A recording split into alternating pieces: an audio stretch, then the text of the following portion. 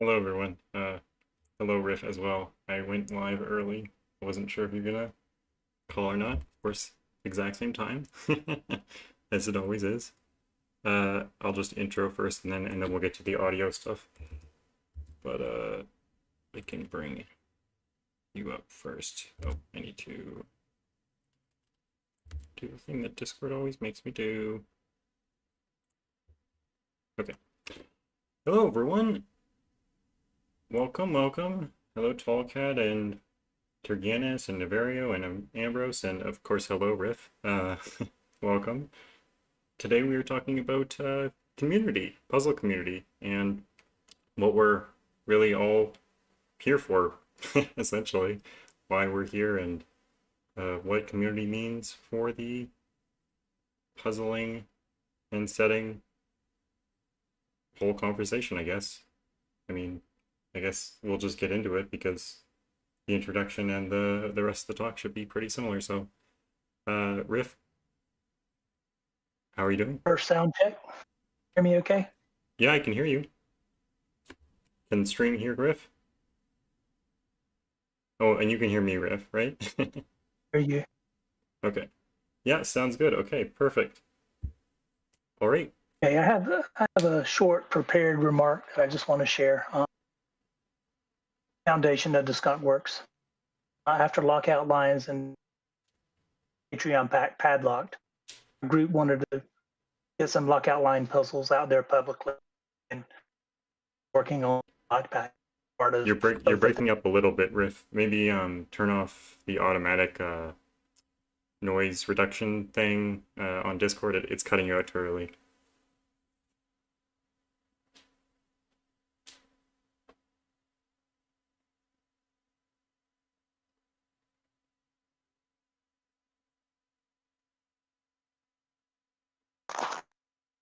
better. Better, much better. Go ahead. Okay, during that time, I also introduced 5-9. There were a few puzzles of those that Oh are no, cut. it's doing the same thing again. So there's a oh, it's cutting you out again. This is annoying. Uh, so you turned off the I think there's like an experimental noise reduction thing in Discord, but there's also like a just a normal one.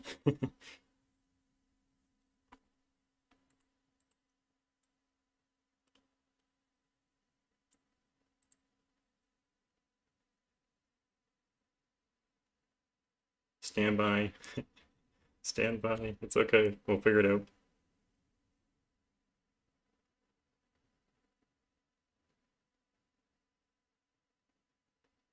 Testing now. I'm not using the app. I'm just using a web browser.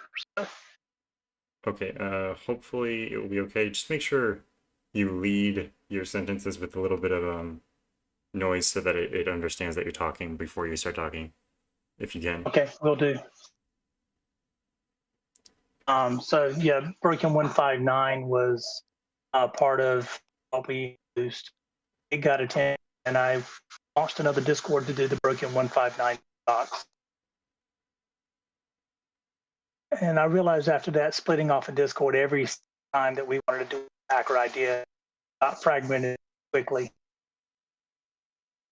Started out with that Discord, Broken 159, that effort, Carcass on Goku and some.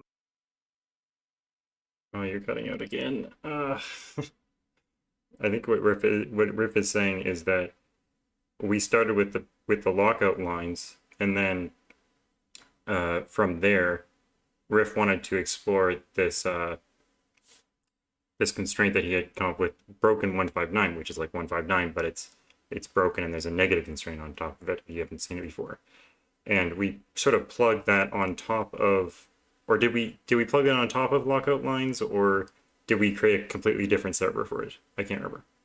There was a little bit of a overlap, but the puzzles were at least that were both for put three of them out on Ellen. That was both of them. You put them in an LMD and not worked on the in the server. They were not part of the individual packs. Right. And during that time, a couple of other projects on in the Broken 159, like Entropic Line. Entropic lines, right?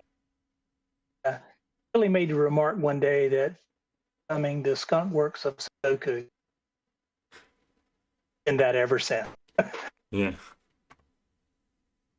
Started bringing on individuals, best ideas, paints, rule sets, or approaches to current rule sets. We grew a bit and implemented some private spaces for development of those ideas without having to worry about them showing up elsewhere. And the vision for the skunk works evolved. Right. So the From our idea welcome, was sort of to create like an isolated pocket of people who were experimenting with a certain constraint before really giving it to the public so that you could have a more developed understanding of what the constraint does so that you can present it in a better way, right? Is that sort of the idea of skunk works? we wanted to make sure that had private workspace access to like minds as needed. Well, so one of the things behind the skunk works is will allow Here, development like Kubedoku was. right. I'm gonna restart my Discord just in case it's on my end. Okay? Because it is quite hard to follow. Okay? Okay, so let me mute that, and then I'm gonna restart Discord real quick. Thank you everyone for sticking with us. I know some of you didn't stick with us because it's too hard to follow, but thank you for those who did. These things happen, of course, and yeah, we'll figure it out, and we'll get Riff back, and hopefully we won't have any other problems. Yeah, there's expected. And I hope that the points that Riff was bringing up, I hope those are still understood. I hope nothing was super missed. I was trying to articulate what he was saying. Okay, so let me join the call here. Hello, Riff? Hear you? Can you? Speak for a little while? Testing 2, 3. Maybe sentences? Welcome for Yeah, Discord. still sort of doing the same thing. Like cutting out the beginning of your words. Yeah, I'll start every sentence.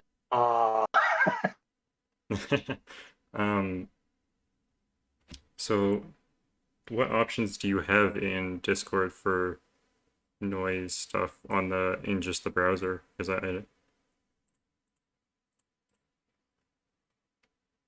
Basically says here's a codec that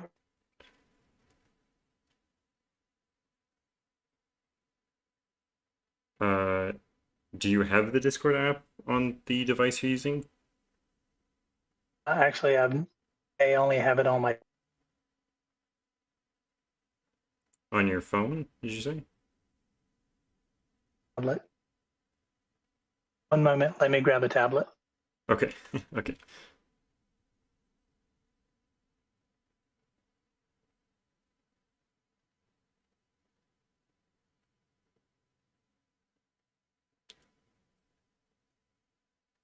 Yeah, so I don't think I updated the description, but quesadilla. The guests that we have today are Riffclown, Tallcat, Vikagisho, Nell Gwyn, Tyrgannus, and of course, Riffclown. Oh, I already said Riffclown. I think they should all be able to make it, or at least hopefully all be able to make it to the final discussion if we don't have more technical issues. So hopefully that will work out. How's this? Oh, that sounds good. Okay, I'll just use my tablet for the conversation then. Okay. Sounds good.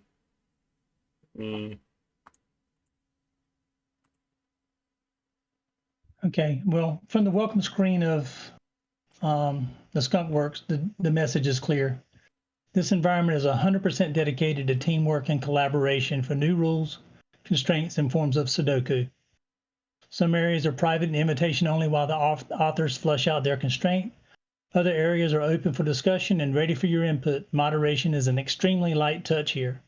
We only ask that you play nice, work as a team, and keep Sudoku as the star of your efforts. Ideas on the server remain on the server until the originator chooses to share or make them public domain. We believe in giving credit for ideas. Yeah, definitely. As the community grew, we found ourselves actively talking about not only solving as a group, but also setting in a pure collaborative environment. Right. Some of those settings became Downward Spiral, and that was Skunkworks' debut puzzle on CTC.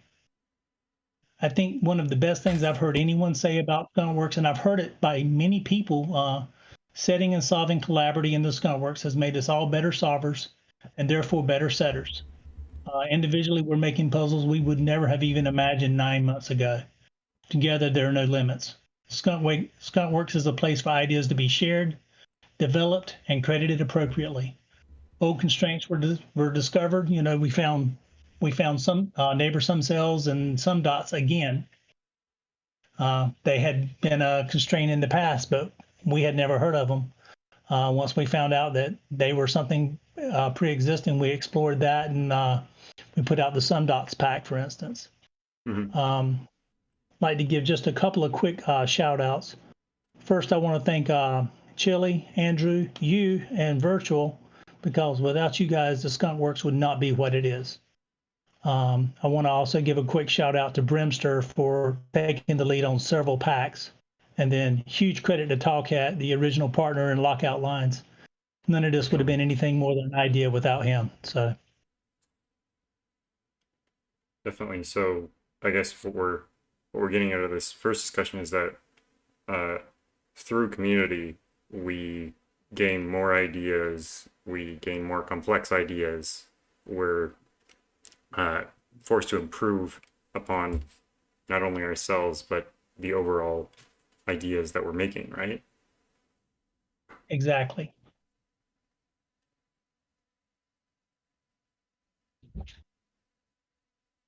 And keeping those constraints sort of in a box before they're ready to be packaged and released to the public. I guess that in a way that's sort of keeping the trust of the consumer until the product is ready to go, right? Right. Without that promise of exclusivity as long as it's needed, it's hard for ideas to flourish. And, you know, nothing hurts more than seeing your idea presented by someone else and no credit being given. And it's happened, but, you know, and it wasn't intentional, but it has happened. So part of the idea is making sure that people have a private space to develop. And once that pack is published or once the puzzles are published and the idea is out in public, then we take and we unlock that particular idea to the rest of the group so they can start exploring it and digging in. But at that point in time, the creators and the ideas have been credited properly. Right. And I think I remember that Skunkworks is sort of an invite-only community. Is that correct? It is invite only. It's not a public Discord, but it's also not private. An invite's as easy as an ask. Everybody's welcome. Sudokus is always the focus. If anybody would like to be a part of the Skunkworks, just DM me on Discord. Invites are easy.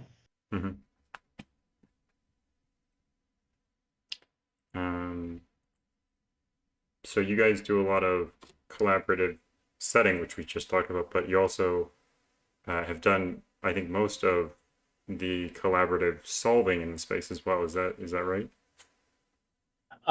Yes. The only danger I've found in the collaborative solving is group mind has a lot more visibility into looking at the puzzle. So sometimes when you do collaborative solves, you might solve something as a group that might not be individually humanly possible.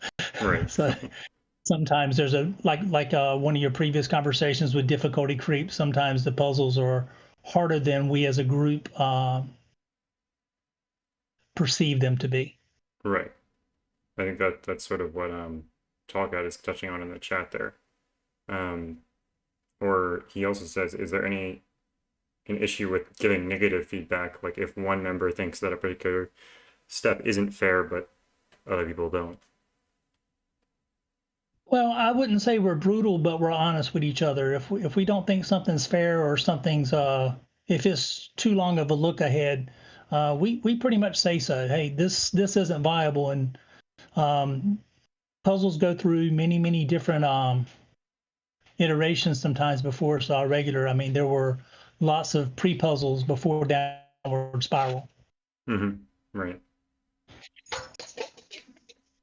Do you want to talk about Downward Spiral? I could bring up the page again. Sure.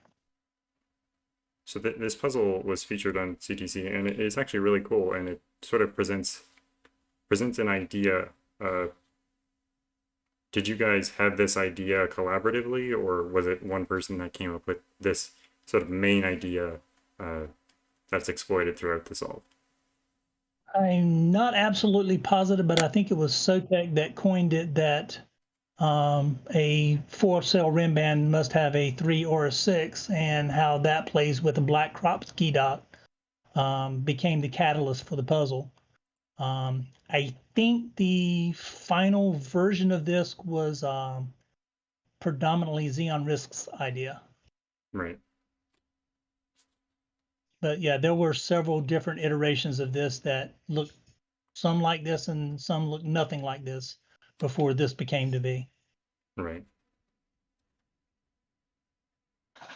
So how did this puzzle like start essentially? Is it, you said that Sotek had the idea of, or coined this idea, but Xenon Risk, did he come to you guys and say like, well, I have this start, and do you guys want to set this together, or was it always a group thing?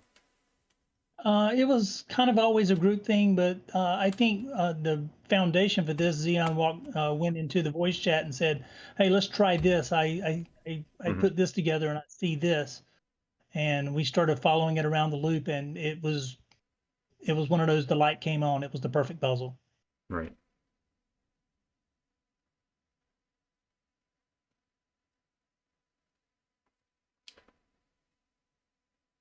Um, Specifically when creating packs, what is the role of community in creating packs? Like why don't we just create packs on our own, individual packs? There's nothing stopping anyone from creating packs on their own, but Right. one thing that the community gives you, it gives you a cohesive place to operate. It gives you a theme to the pack. Hmm. Someone drives the pack, and people think that making the puzzles is the hard part. No, making the puzzles the easy part. Putting the pack together and making it have a theme, have a flow, and have the solutions, and all be good puzzles. Is where the real challenge is. I mean, the first time you drive a pack is scary. After you've Hmm. driven a pack, you know what to look for, you know what to expect. So, and big shout out to Brimster for driving so many of the recent packs, like Skilling Sudoku and March of the Quads and Save the Galaxy packs. Do you find that the skunk works sort of voice call solving, voice chat atmosphere is a lot different from, say, the CTC Discord server? Most definitely. And the CTC Discord has voice chat, but almost no one really talks. Right. And it's interactive in the Skunk Works. Hey, that cell is this because this, and this. Oh yeah, that's cool. And things like that. And the ideas bounce freely. And Right. sometimes it's like we talk over each other. Sometimes we can't hear each other, but it is very open, and the collaborative solves are really powerful. Probably my highlight of the Skunkworks, from my opinion. So I think a lot of the things that you've mentioned here can be summed up by uh, sort of leading by example, giving negative feedback. The one person gives negative feedback, and then everyone else sort of learns that that's an okay thing to do. One person talks in the voice chat, and then everyone sort of understands that that's an okay thing to do. So do you think that is the most important part of building a cohesive community in puzzling? Is just leading by example? I think the most important thing is honest feedback, Hmm, whether it be negative or positive. But negative. honest feedback is what makes the puzzle and the community cohesive and a positive direction to go. Right. Is there any do you feel like that is the direction that the puzzling community is going in? In some aspects, yes, and other aspects, no. Right. I like what the Skunk Works is doing. I like the environment there. I love cracking the cryptics community. Hmm. There's people there that are not part of the Skunk Works, and there's different viewpoints. But Skunk Works, we just keep it focused on the Sudoku. Right. Um, Now, some communities like LMD, for example, have some very honest members to them and have been described as sort of a toxic environment. Do you feel like honest feedback can lead to a toxic environment? Is there some way we can counteract that process? Well, one thing about the difference there would be when someone puts a puzzle out on LMD, I would expect it has gone through testing. It is a finished puzzle. Right. Um, The expectations are uh, different. the expectations are different. Giving feedback or criticisms at that point tend to be more hurtful than in a collaborative environment where it said, this isn't ready yet. You Right. know, um, testing the soup while it's cooking is one thing. Testing the soup after it's done and criticizing is a different thing. Yeah, definitely. All right. Well, unfortunately, we're at a 20-minute mark, so we do have to move on. And I'm really sorry that we had some technical difficulties that sort of cut our time short. But you're going to be here for the final discussion. I do plan to be, yes. And thanks Okay. for inviting me. Thank you so much, Riff. Have a good little afternoon before we reconvene. Absolutely. Okay, our next guest is Tallcat. I'm sure you all know Tallcat. He's been on the show before, but not as a guest in this segment, but a guest in the Spotlight series. But a guest in the Spotlight series.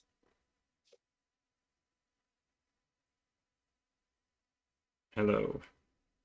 Hello. Sorry, I just realized I had forgotten to mute my computer tab here. I was listening Yeah, to Riff. fair Hopefully enough. I'm not Hopefully you're not one. chop. Hopefully I'm speaking. It's coming through okay? It's coming through all right. Yeah, there's a little bit of choppiness, but we'll hopefully that doesn't continue. Hopefully it's just Discord Yeah, being silly again. here's hoping. Yeah, I'm sorry, Aline, there was echo. It should be gone now. Yeah, a bit of echo, but it should be Yeah. gone now. I heard one thing that I said. There was one Yes. chop cookie show, but chop is gone now. Okay, great. Okay. So, I have yeah, in my so I notes guess that you want to vibe. Okay, let's go. I want to vibe. Yeah, so I guess I wanted to hear sort of a bit about what Riff had said, and I've been thinking this morning as I had to go to lab today, so as I was doing my science, I was thinking about what I wanted to talk about in this sense, and I guess there are a couple of things I wanted to touch on, and I think it's a bit about some of the definite pros of community. After all, in my selling video for CTC, I had encouraged people to join and engage in the community where you could. But then also touch a little bit on the cons, or not necessarily cons, but also I think things that we might need to be improving upon and doing better. But yeah, I think in terms of pros, so I've thought about this a lot recently in terms of a scientific community, and this actually kind of came from what you had mentioned on, I forget whose discussion it was, and you had said that it was like setting puzzles was a bit like a science where you kind of put a clue in and test a hypothesis and blah blah blah. And I think that's a good analogy. Either. But I think it was after Clover's setting video. Something like that. Yeah. But I think you can think of the setting community in a similar way as a scientific community, in that, and I think this is one of the things we need to do better, is that I think there can be a perception, certainly from CTC, like the CTC Discord is a very monolithic type thing, where if you want to be on it, you have to be a really good solver, or you have to be a setter. Mm-hmm. And I don't think we do a good enough job advertising all the different facets of the server that there are. Right. You know, there are a lot of people on the server who I think are interested in like theory and puzzle theory and all the underpinnings of things. And that's not something I have an interest in, but I know there's a very active group. I know Philip Newman is very much into that. I know Jovial likes exploring that for Sudoku and so on. By the same token, there are the people on there who really just want to come and solve, maybe be at the gas level or maybe be at the advanced level. And I think for some, there is just like the social aspect or maybe even the Patreon aspect. But Right. I guess there are different kind of flavors of the CTC community, certainly. And that kind of ties in a bit to what Riff was saying about the different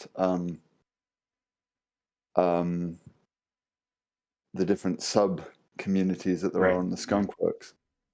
And that is very much like a scientific meeting. Mm-hmm. Like in my field, when I go to a scientific meeting, I think, you know, not everyone, we're all studying a common theme, but some people are looking at it in different pathologies, some people are looking at it in different organisms, some people are doing biophysics instead of biochemistry, and so on.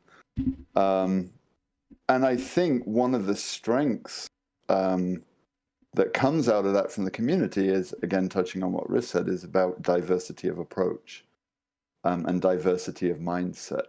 I think any environment that you have, and I guess you could say this about almost any university, any place where you have a diversity of people coming from different backgrounds, people coming in with different experiences and different brains looking at things differently, I think is going to serve to benefit. But I think there is an aspect that it is incumbent upon the individual to kind of be willing to open their mind a bit to the different approaches too. But as you're saying, the advertising of these ideas or the opportunities is important. Exposing people to the opportunities allows them to open their mind to them, right? Right, absolutely. And I mean, I think, you know, CTC has done pretty good with Mark doing the regular solving of gas to at least kind of show to people that on the Discord there is there's a relatively easy channel. You don't have to be a KNT or a Naverio to be able to go on the solver and solve the puzzles. The other thing I think, other things I think just definite benefits is really, just giving you access to people who have been doing this for much, much longer, who can serve as a guiding hand. I think there's definitely a degree of education in there, I guess. I don't know if that, or mentorship. And I know we touched upon this in a bit in the interview, that we did, is it's giving you access to people who can give you good feedback, who can test your puzzles for you, who can, if you're struggling with a puzzle, they can help you with them. I think that's an absolute benefit. It gives you like my very first puzzle I posted on LMD. I think I was the only person who tested that. And then I think my second puzzle, I tested it, and I think one other person tested it in CTC Discord because I had joined it at that point. And then, but then it suddenly, then as you get to realize the importance of testing. I mean, it exposes you, I think, to these joining communities. It exposes you to these norms of sorts of you need to have your puzzles tested. It kind of helps you learn the ropes of the craft, I think. So I think that's also valuable. Well, it's kind of weird because both you and I, and even Riff, we didn't join the community until after the Discord existed, right? But people like Rocky Roa and Clover, and I think Kodak as well, had a period of time when they were setting puzzles and solving puzzles where there was no Discord. And they didn't know to test their puzzles. They didn't even know how really to start making a puzzle. It was just like no one. There's even like a sort of passive mentorship thing going on with like the setting videos that CTC put out. There's that passive mentorship so that people actually have some idea of how you might set a puzzle. Not necessarily like someone sitting down and coaching you through it, but there's like a passive mentorship. People just watch that and they're like, oh, so you don't just start with a finished grid. Oh, okay. Yeah, I think that's probably one of the most common misconceptions of a puzzle, right? Yeah. Is that you start with a finished grid and you take the digits away. Which seems kind of silly to us, but yeah. I mean, yeah, I guess if I hadn't seen Jovial's setting video, I probably would have had no idea. So yeah, I think that's why I wanted to kind of in my setting video, I wanted to say, engage in the community, but there are also different levels of community. And I think tying into many of the discussions we've had before, I mean, I think if you're looking for like an approachable solver, then maybe the approachable solving, then maybe CTC isn't the best place for you, but maybe Bremster's channel is, but again, it's not necessarily if you're not aware of them. I mean, so I think there is definitely, we need to kind of, that's one way I think we need to kind of advertise a bit better, is really just say, that it's more just, Simon says, oh, we have 25,000 members on the Discord. It makes me wonder if people think, is that 25,000 really, really good solvers and setters? No. No, exactly. But yeah, I think some of what we could do better, I think Riff touched on a bit. I think it's beginning to get there. VC1, the running joke was that it was voice chat 1 and everyone was in there silently texting, writing messages instead. But I think it has gotten better, certainly. And I think even in just like the last maybe 3 to 4 weeks, I think people are being a little more open to talking a bit more in there, which is good. Right. I think just the other day, I was solving a new setter's first puzzle, and on the voice channel, and he started talking, and I was kind of like, I guess I'll talk. Like he didn't understand that we don't usually talk through them, so he just assumed that I was going to talk. He's like, I can't hear you. I'm like, should I tell him or should I just start talking? And I just start talking because it's useful, right? But yeah. And I think Kajito of his, and you cut out for a minute. Go back, sorry. Even last night, Kajito asked me to solve a puzzle of his, and normally I would very much be like, I'm going to shut off the sound, I'm not going to talk through it, and also because other people were talking in there, and we ended up hopping over into voice chat too. But as I was talking through what I was thinking, he was reacting and saying, oh, I'm really glad you spotted that. Oh, I'm really glad you could see this, that, and so it did get me to realize that can actually be benefits to that. The best puzzle he's ever seen. It really detracts from the lurkers though, because I often want to know what's going on in voice chat 1 or voice chat 2, and then I like just check on my phone and I don't see anything in the chat, but there's 5 people in the voice call, and I see one of their mics is off. I'm like, they're talking. I can't lurk. I mean, come on, I love lurking as much Yeah. as the next person, but yeah. But I guess I think, but I think that's good. I think we should kind of try and utilize those things a bit more. And if we're going to be doing live streaming, there's nothing wrong with. I don't think that it might be more beneficial if you're, because sometimes you solve a puzzle, and if it's a particularly long puzzle and there's a particularly gnarly step, by the time you get to the end of the puzzle, you might be like, well, I have no idea. I can't remember what that step was or when it was. At least if you're doing it in real time, there's a degree that you might capture things a bit more. Right.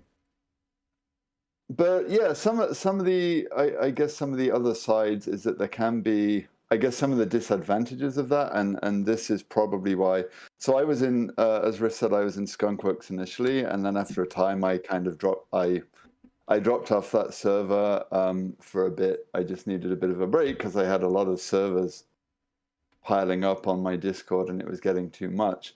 But I think one of the issues I had is that, I mean, the membership expanded very quickly, which was great, but sorry, someone's deciding to call me. But I think, and I have this to Sorry, you're cutting out again. Just. I think that was my phone coming in. Oh, okay. I fully can see that I can be quite a strong personality myself.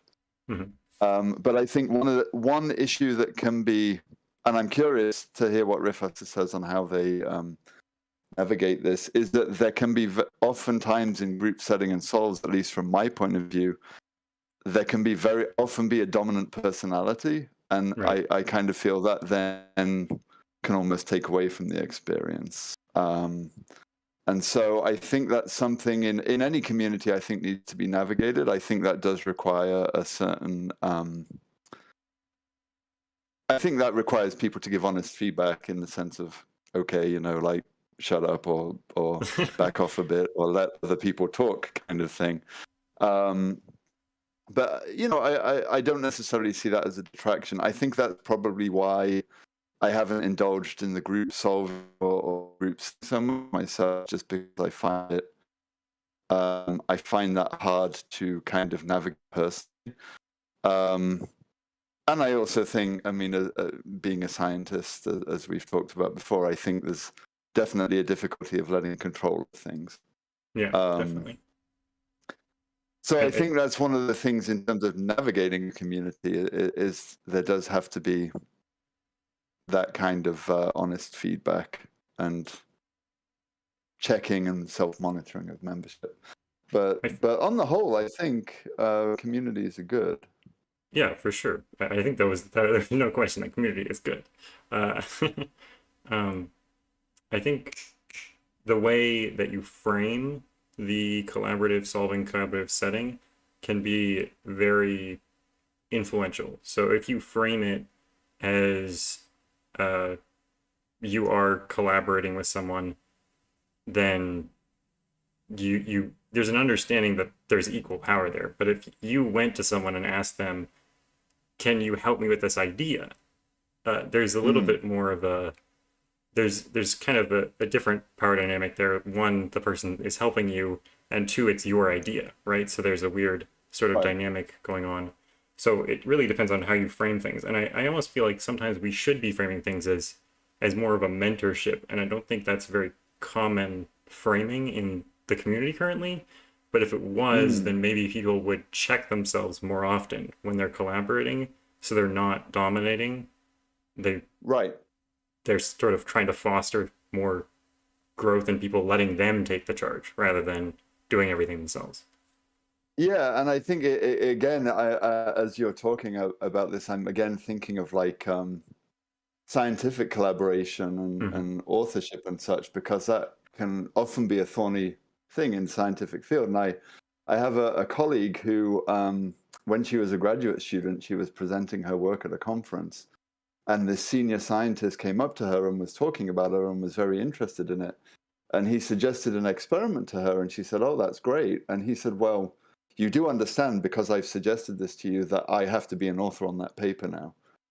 And of course, she was a graduate student, and this was a very senior person in the field. And she just kind of automatically went, "Oh yeah, of course I understand." And then she went and told her mentor, and her mentor was absolutely livid because he was like, "This is not how this is done." Right. Yeah. But again, It's it almost was a like threat, it right? was the power dynamic of the graduate Mhm. student versus the very senior scientist. Yeah. It would almost be like a Um, courtesy to put him on the authorship rather than a mandatory thing. right. I mean, from my point of view, that would absolutely not contribute. Unless it Yeah. was a single experiment that changed the whole outcome of the whole paper, I wouldn't even consider putting them as an author on a paper. Yeah, I mean, even Because even in that case, you would maybe just say in the contribution section. Well, now we're talking about science for no reason. But right, an in the acknowledgement yeah, kind of thing. yeah, an But acknowledgement. yeah, This it's person discussed it with me. We had this idea that this experiment could work, right? Like, anyways. right. But I think that kind of gets into what you were saying about of if like people have come to me have messaged me on the CTC and said, "Could you have a look at this puzzle?" And I've suggested a minor tweak or something, and they've always been like, "Oh, can we maybe consider this as an author thing?" It's like, no, this is your puzzle. I just suggested a minor tweak. This is a test. If you Right. want to say thank you for testing, that's fine, but I don't need to be on that. But yeah, I think it all kind of ties in. I think collaboration absolutely is a good thing, but I think for me that might be more of a personal thing for me, that more than two voices, I would find it hard to let go. But I've kind of dipped back into Skunkworks recently. Riff invited me back in, and having just jumped into the voice chat a couple of times there and getting a bit more vocal in the CTC, I can see me hanging around there a bit more for sure. So Yeah, I should probably jump into the voice chat every now and then. But yeah, yeah, yeah. But I busy. think our 20 minutes is up, so or thereabouts. Almost there. Oh yeah. Yeah. Well, we do have 2 minutes between segments, so we actually do have another minute 40 on my timer at Okay. least. So uh, let's talk But about LMD. What do you think about that community? How does it differ from the CTC community? I honestly haven't delved into LMD that much beyond publishing puzzles. Like, I don't really access the chat there. Um,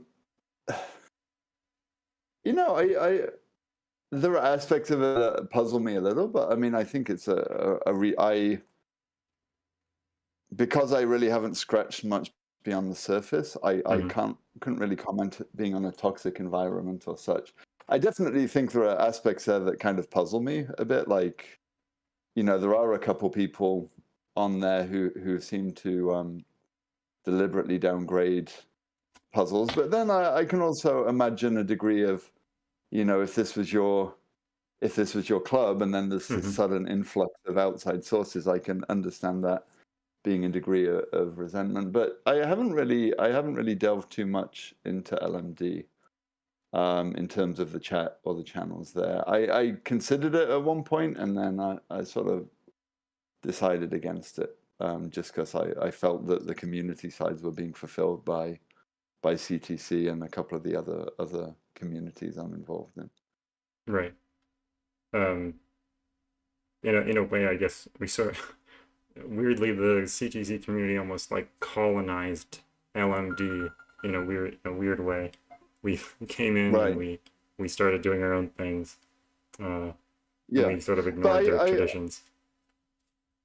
yeah, but part of me is kind of like, if you're getting a higher influx of quality puzzles, I mean, Yeah, why the issue? You know? what's the issue? Yeah, Yeah. that is the time up. But thank you so much Alrighty. for contributing and very And interested hearing your thoughts. Yeah, yeah. I shall be back later. Okay, So, sounds good. all We right. will welcome you back. All right. Next up, we have the Kagi Show. Whatever the heck his name is. going to kill you. That's the official name, I guess.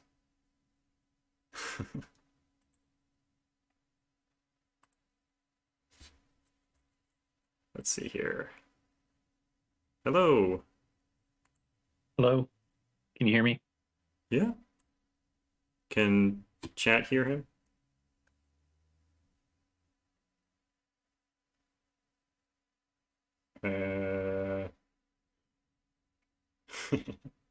Yes. Okay, perfect. It's so annoying with the Right, delay. nice. Okay. So you said that you wanted to address Super Rabbit's question, which was about giving advice on how to get more involved for people who don't actually have any puzzle friends, which is a sad question, but you were interested in it anyway. Go ahead. Well, I don't know if it's a sad question because I think we've all been there, right? Like, I mean, literally everyone has at some point in time joined the community not Yeah. knowing anyone and been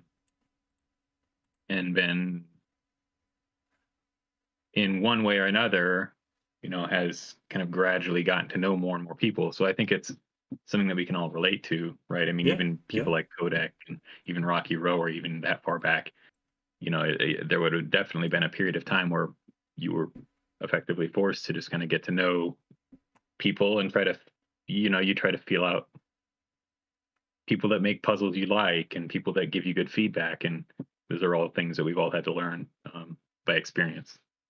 I mean, So I was looking back just to comment before I forget about this. I was looking back in the CTC Discord because I was looking for just below me this image of the Discord logo in the CTC thing, and I was looking up server, like those sort of keywords, and I came across a post by Eric Fox discussing how much he values the server. It was from like 2020. He's like, I value the server so much. I didn't realize how alone I was before I joined this server. This was a hobby that I did alone, but now I have people who I can just talk to about this, and that's amazing. yeah, and I think in terms of people that are coming into the server especially and trying to foster or find those friendships or just acquaintanceships, whatever you want to call them. I mean, puzzle friends, Yeah, it's puzzle friends. exactly what you're looking for. And I think there's a lot of different ways that a lot of different people have done it and can do it, just because it really just depends on who you are as a person, right? I mean, I will say, like, the way I did it was kind of, I don't know, I probably wouldn't do it again, but it probably wasn't like bad either. It's like, and the way I did it was I think I had Clover just test my second puzzle. I pinged her straight up and I was like, hey, can you test this puzzle? And it was really bad. It was not a good puzzle. But I just straight up just asked her to test it. And then there was also Crusader 175. He's had a few features. I talked with him quite a bit when I was first joining the server, just testing each other's puzzles. I don't know, you find someone else who's new especially, and it's a lot easier to talk with them and like try to share ideas about puzzles. At least that's how it felt for me. And I think like Woofers and Elijah, they had a kind of a similar deal, and they've really carried it along nicely as well. Where I think they kind of both joined at similar times, and then they just became buddies. They don't know each other in real life? Do they? I don't believe so. Oh, I don't know. Maybe I got a little bit of echo there. I I'm not may sure I may be incorrect, but I think they met each other in the server. Oh, okay, interesting. I'm getting a little bit of echo there, so Here, let me mute the YouTube video if you have that on. Or oh, is it from Discord? Yeah, it's just from my computer. I don't have a good headset to wear, so that's okay. I'll have to get one. But I just turned down the volume of my computer, so hopefully it's better now.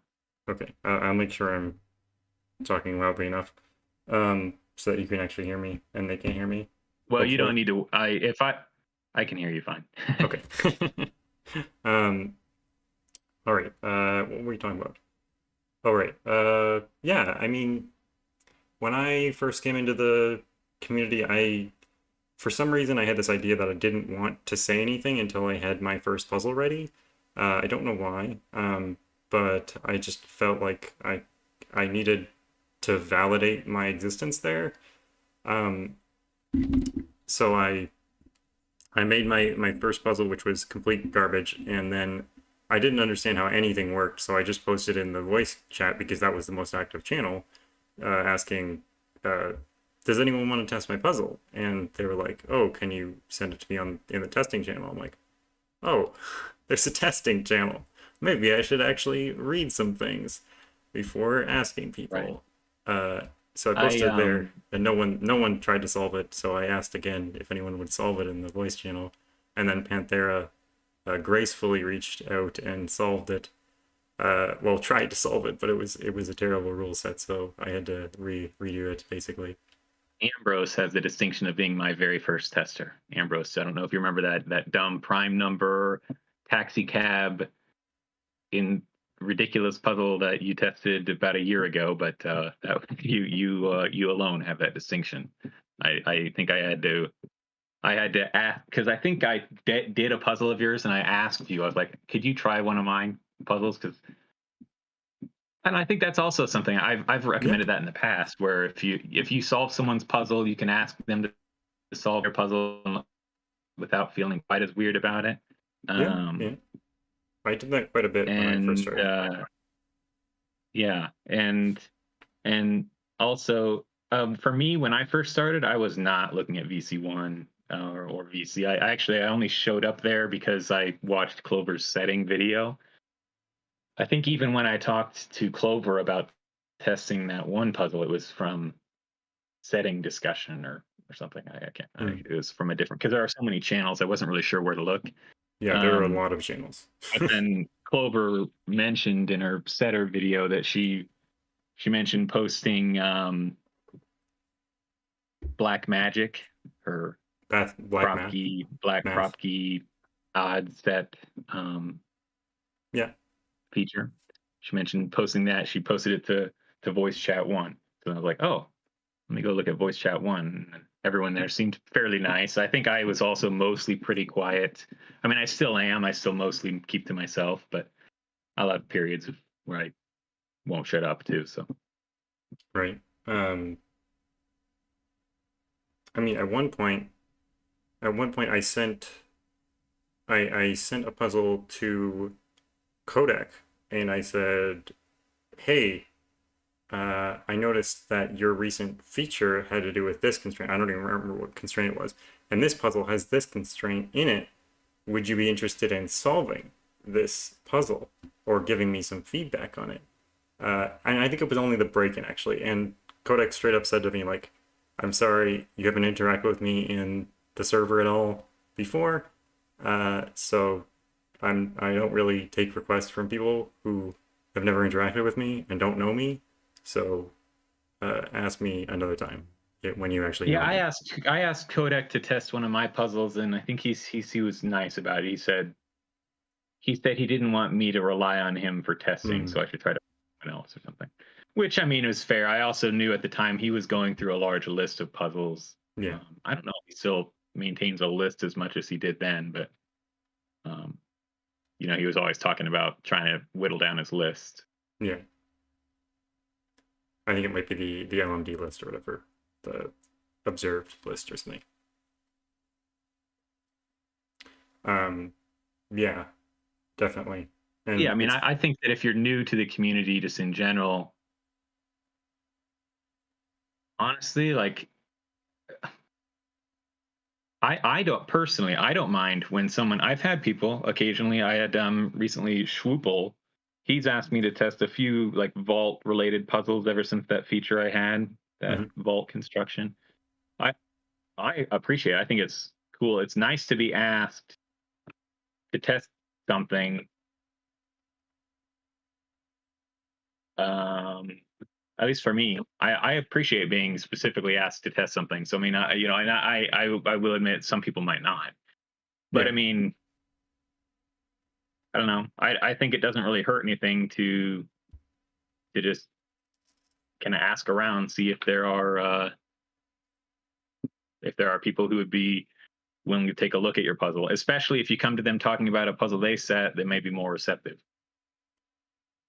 Right, and it doesn't just have to be for setters. I mean, like and for setters as well. If you solve other people's puzzles and you give them honest feedback that's detailed, they'll remember you. Like they'll have more of a connection with you than just some random person who contacts them, right? Uh, I think one of the first things I tried to do in the Discord was uh, I tried to stream uh, stream solving someone else's puzzle, and I wasn't a very good solver at the time, so it took a while, but I did end up solving whatever puzzle, and I was solving Glum Hippo's puzzles for a little while, and his puzzles are very hard. So I don't know why I did that, but I really liked Glum Hippo's puzzles, so I kept doing that to myself. I'm not sure why. But yeah, you just sort of like just dive feet first in. I mean, that's my advice at least. I don't know if that's a good Yeah, advice and for like you don't people. want to be you don't want to be rude, but I also don't think it's rude to ask someone to test a puzzle privately either. No, If they don't appreciate it, they can let you know that yeah, they're they will maybe if they see me talking more or something, but like it's not like you're going to destroy a relationship in your first sentence to someone just asking for their input. no. I mean, even if it for some reason bothers them, uh, it's not like a fatal blow to the Yeah, relationship with the right. person. Like they'll probably forget If it about it. was, I would have burned many bridges by now, and people seem to like me enough. I definitely spent my first few weeks just trying to learn as much as I could about people's like impressions of the puzzles I was setting and stuff. I mean, I think I even harassed you about doing that a starboard searer, um, and then I explained to you how it was, and you did not like it. But I No, don't know. not It's like, really. yeah, yeah, I agree with Riffclown. You can't, you Yeah, shouldn't. You can. There's, I guess, it's definitely. I definitely understand feeling timid when you've got all these big names in VC1, especially. But at the same time, there's really no harm in just. Most of us are pretty nice people, so there's really no harm in just reaching out to us and asking if we'd be willing to check out a puzzle. yeah. I think there's actually a pretty big difference between a setter like Kodak, for example, who got very famous during the period of where most of the growth was happening in CTC, versus a setter who is well known in the puzzle community, but didn't get famous during that time where all the new people came in, because all the new people are asking like Kodak and Tallcat and Clover to solve puzzles, but then uh, like I don't consider myself to be like a someone said to me just today that I'm like a household name setter, and I was like, oh, I am. That's news to me, right? Like versus Kodak, who I'm sure knows that he's pretty uh, well-known setter, right? Right. Kind of weird. Or Peter Venus or someone like that. Yeah, it's kind of hard. I mean, I certainly don't feel like a really well-known setter, but I feel like people who watch the channel often, I feel like my features have been notable enough that they've probably taken Yeah, note of them at this point. But I I also think so don't as well. expect that everyone who watches the channel knows who I am by any means. Right. I think when Simon starts a puzzle, or even Mark starts a puzzle by a certain author and says like, oh, like I'm excited for this puzzle because it's by this author, I think then you sort of know that you're well known enough that they recognize your name. They know that the audience should recognize your name. So it's kind of interesting like that. Anyways, we've gotten a little bit off topic of the friends thing. Uh, So did we answer this question? Give some advice on how you get more involved with people who don't have any puzzle friends yet. Well, I guess, I mean, I think so. I think you really just have to just jump right in, and yeah, whether that be with people in VC1 that you've never talked to before, or just going and testing, and you find names you aren't familiar with, and trying out their puzzle, and then you can Oh, did I drop? Oh, no, but you you cut can off a little DM bit, them, but and you can DM them, say, "Hey, I tried your puzzle. Would you be willing to try one of mine?" Almost all new setters, I mean, especially new setters, are going to be interested in that, right? Because trading, it's like an easy way to get feedback and to develop those relationships is by exchanging feedback in that way. definitely, definitely. Um, and even just what Tallcat was saying about the major facets of the server are not well advertised. So just exploring what's out there. Like maybe some people don't know about skunkworks, or maybe people don't know about that there's theory in programming, and maybe there's something that would interest them that they could get involved in the community in that they just don't know about because they're not exploring the options available. So just taking some time to look through those is definitely a way to get more involved, see what you're interested in. Yeah. Do you have any more general discussion on the value of community to puzzling?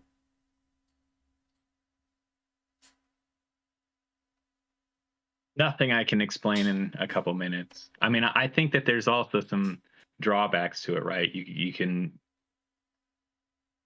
if things form into cliques, you can also Right. get a little bit, that's a whole other issue. Maybe someone else can explore that, or during the group discussion, but that's Yeah. also something to be cognizant of, that can and does happen, but isn't something I can really address in 2 minutes. Oh, you have 3 minutes and 11 Like seconds, 3 minutes. so you're fine. You can do that. Um, so let's actually talk about that a little bit, because I do remember an anecdote where when I first sort of started getting involved in the server, someone who didn't really get involved in voice chat one, but was talking to me because of puzzle testing stuff, said to me that they don't really like. I was streaming in voice chat one, either solving or I was streaming a little bit of setting at first, just because I was kind of hoping that someone would give me advice, but it never sort of happened like that. People just mostly didn't watch the stream. Oh Um, yeah, I yes, no, I've definitely been there. Yes, yeah. yeah, Um, had that but anyway, exact experience. the person said that they were really annoyed with the voice chat one because every time they would say hi in there, no one, or ask a question or something, no one would respond to them. And I think that has shifted since I arrived. I think it's shifted in a good direction. The people in there are more receptive to new names. At least I think. Maybe I'm just in the in group now. I don't know. I'm part of the problem, I guess. Well, it's kind of hard, right? If you see someone, I only have so much time in the day, right? And if I see someone streaming, even that I know, I may not watch it. So if I see someone streaming that I have no idea what they, I have no idea who they are. I don't know. It's hard to necessarily be objectively fair in that way. Hmm. But even just talk, like sending a message in the voice chat was what the person was talking about, actually. Oh yeah. Getting Oh ignored no, I because definitely think people have gotten a lot better about being.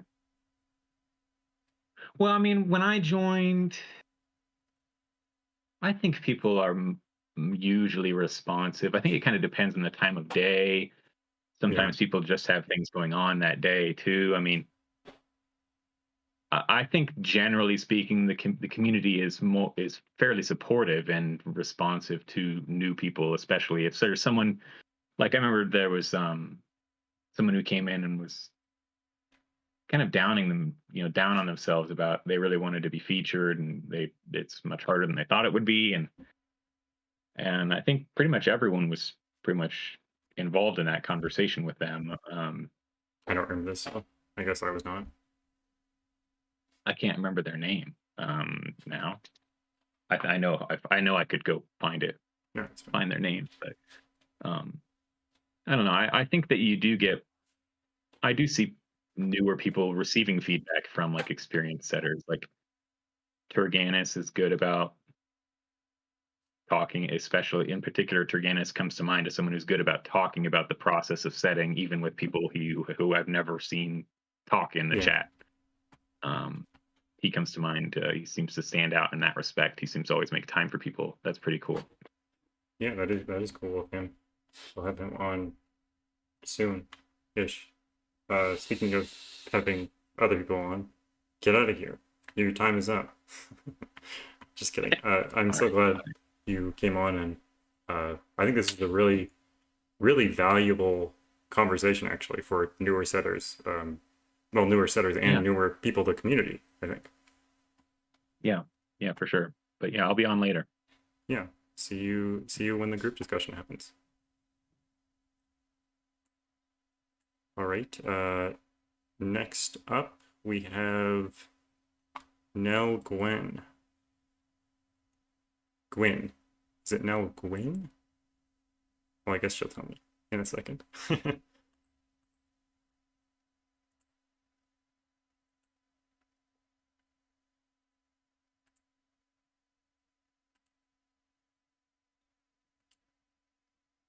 Nell has been on our discussions before. Very valuable community member. I think she streams on Twitch as well. Didn't know. Yeah, I do. Yeah, so go check out her stream every once in a while. How are you doing now? Doing okay. Thanks. Is the audio working? Yes, I can hear you. Cool.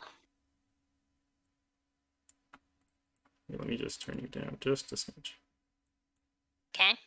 1 hen, 2 ducks, 3 squawking geese, 4 limerick oysters. Should have put that there. Okay. So you said that you'd like to touch on some social dynamics of internet communities. Let's just start with that. Yeah, zooming out a little. I've been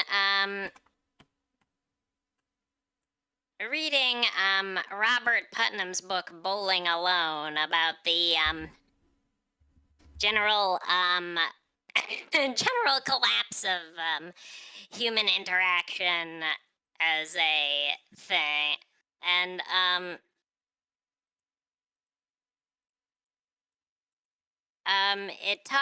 the book was written in 2000 based on an article in 1995, and it talks about how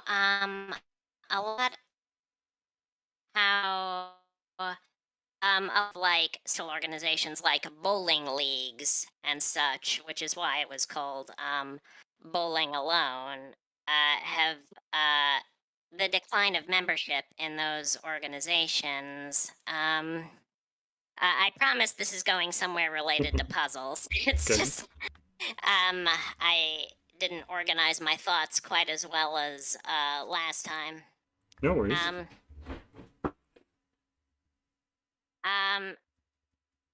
And it talks about, and okay, the advantage of this increased atomization is it's resulted in less. God, what am I trying to say? It's resulted in less. Okay. The thesis is it's harder to organize a game night with your friends than it was in the 1970s. Okay. Now, one advantage to that is back in the 70s, you probably would have hated your friends because you were stuck with with your neighbors and coworkers, and it was Right. harder to find. And if you were weird, it was harder to find other weird people. The Yeah. one down. Oh, there's a couple of sides to the change. However, one, voluntary groupings haven't really swooped in to replace them much. Instead, what we've gotten is just an across the board reduction in the general category of doing things with other human beings. Right. And the other problem is a lot of the social environments that do exist have just replaced explicit expectations and rules of behavior with implicit and unwritten ones.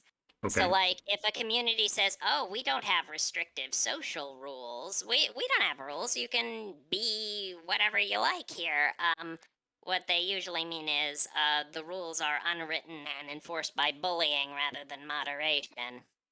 Yeah. And I think one appeal of puzzle communities is the structure of a puzzle. It's based on deductive logic. So, like, you can't argue with a Kropke dot. That Correct. Kropke dot means these digits are consecutive. There's no like unspoken assumptions there.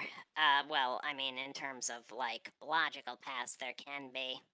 And also, it provides a structured way for socially awkward people to interact with each other, and of course, for a way for people something for people in general to talk to each other about that isn't doom scrolling.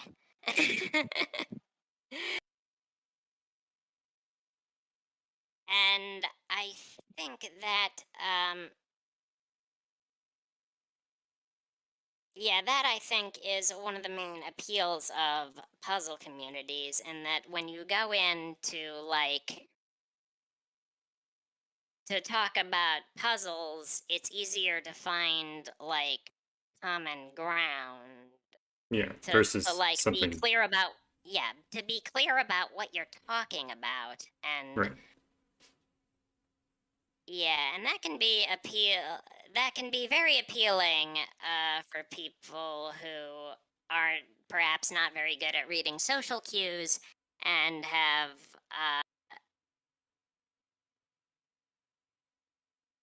I mean, contrast this to, say, something like tabletop RPG communities, where the rules are written down, but you're allowed to have some flexibility with the rules of a tabletop RPG, and different people interpret things in different ways, and uh, it's hard to sort of have a conversation without really getting into the weeds, you know? Hard to get yeah, that past can just the be beginning.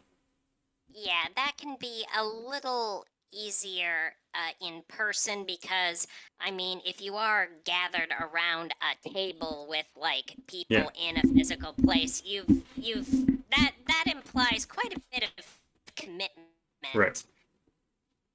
I mean, even That just implies a bit of discussing, commitment, so there's more. yeah, Oh yeah, discussing the even stuff is, trying to schedule.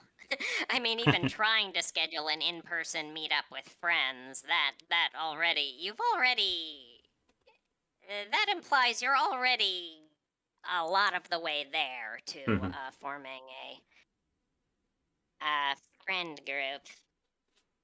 right. So, And go ahead. puzzle name idea arguments with a Kropke dot. Yes, that is. Yeah, I have no doubt someone will make that puzzle, and it will be absolutely great meme puzzle. Yeah, But yeah.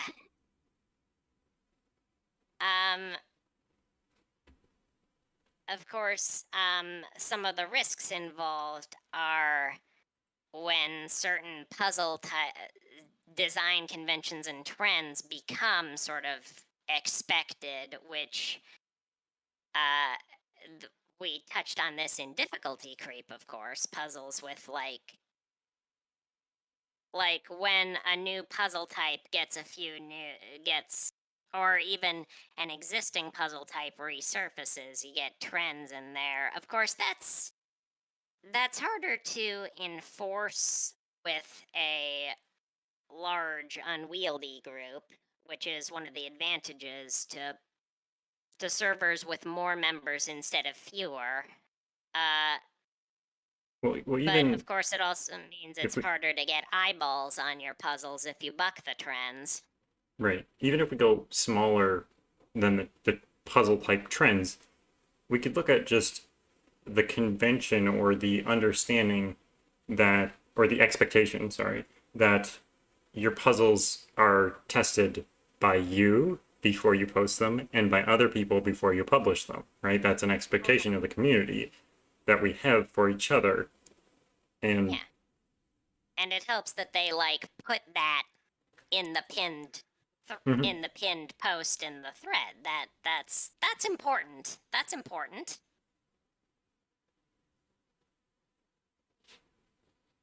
Yeah, I'm not saying it's bad to have rules. I think it's good to Yeah. have rules, just so long as they're, it's explicit what's expected of you. Well, like we were talking about before, when there wasn't the Discord and there was just LMD, Clover, Rocky Roar have said that they put in puzzles into LMD without really getting them tested by anyone else because there was no explicit expectation that that was supposed to happen, right? Does LMD not like mention that that's in their rules? I don't think so. I don't know, but Well, I definitely can't that check might help. if it Though mentioned it 2 years ago. So honestly, as much as I and others rag on LMD, I do kind of appreciate that they very much have their own aesthetic and even like the very 90s HTML design of their website, I think has a certain retro charm to it, as opposed to like how all modern software has to be designed, how all modern like web content has to be designed to maximize ad space on phone hmm, touch screens first and anything else second or not at all. right. And yeah, the homogenization of the I mean, this sort of ties into my earlier point, but the loss of forums, places for weird people to congregate around specific interests rather than everything having to be on Twitter. I appreciate the rise of Discord servers in general because it's almost like having forums back again. Yeah. Yeah. Do you think COVID sort of the pandemic sort of contributed to that with the lockdown? People went on Discord more often, stuff like that. Hmm. Well, I mean, COVID certainly helped, but bowling alone, as I said, it was written from 1995 to 2000. So, Right. I mean, COVID definitely exacerbated the problem, but I don't think Is the root cause for sure. it's not the root cause for sure. It's kind of interesting though because uh, when you look at something like a forum or like Reddit, there are a group of people on there who are people who go online, right? But then COVID sort of forced everyone to look at online options as relevant, even people who don't usually have time for those things. So, and especially with this community, like this community grew up around 2020. Like that's when it all kicked off. So the community is sort of a mix of people who are used to online platforms and forums, and then people who came from the COVID era who might not be used to this sort of interaction or weren't used to it before, at least. Or weren't as used to it. Yeah. I've been on. I mean, I've been an internet denizen since the early aughts, at least. So I've. Eh, Right. So yeah, I've seen many trends come and go, but yeah, I wonder how much the mixture of people using their real names and people using internet handles is interesting to me because Mhm. like I came up in the air when even telling people like what when telling people your favorite color was considered too much information to share with strangers on the internet.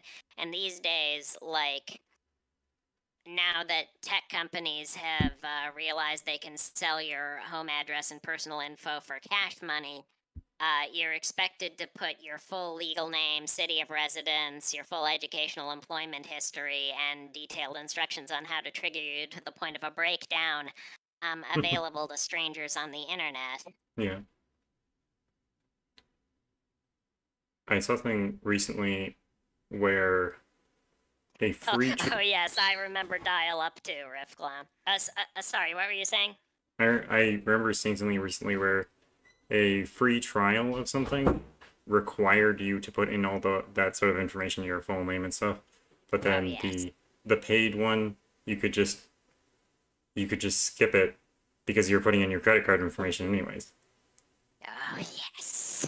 So it's even though usually credit card information is sort of like, well, we don't release that. They sort of almost imply that they're keeping that information, like because you don't have to Yes. put it in for the paid version. Oh yeah. Next of kin. Casey die. Someone needs to take over your Twitter. Sure. Yeah. Yeah. I mean, it's better than. Uh,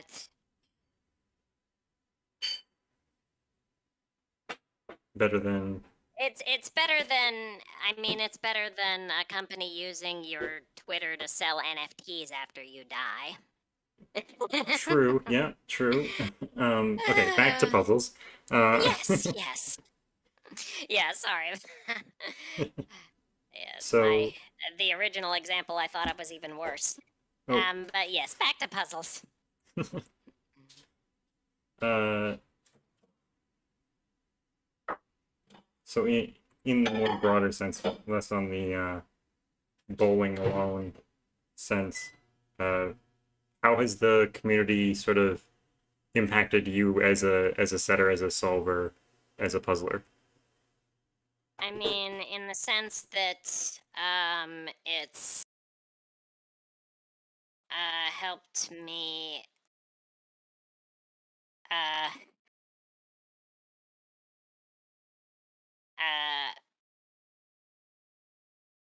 uh, well, first off, it helped me like figure out how to even get started setting puzzles. What even before the how I set Sudoku videos on CTC, there was the setting channel on their Discord with the pinned advice. That helped, and also um, it's kind of, and this is something that others have touched on. Exposure to more of the community and a wider one, it can help you grow out. I heard a microwave beep. Is Okay, I was it muted can for the help you. stream. It can help you uh, grow out of trying to tailor your puzzles toward a specific like content creator like CTC, like making it can help you grow out of the tendency to make puzzles like specifically for the sole target audience of Simon Anthony, as Clover put it. Right. Yeah. And also just by watching how others give feedback, that can help you learn like what people find helpful, what sort of feedback people find helpful. And also it can just like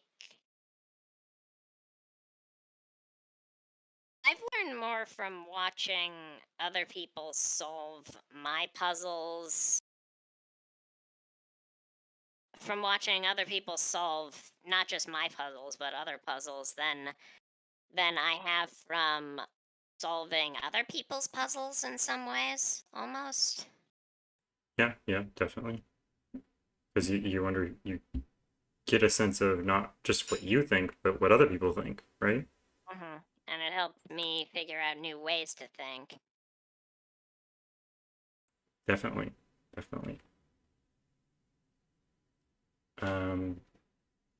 Is so you do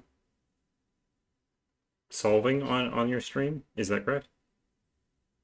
Yeah, from time to time.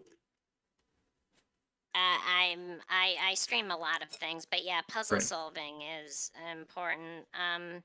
I haven't done any in VC1 since I started streaming on Twitch. I should go back and do that. There's less pressure when it's not publicly listed on Twitch. I should go back and do more of that actually. Yeah.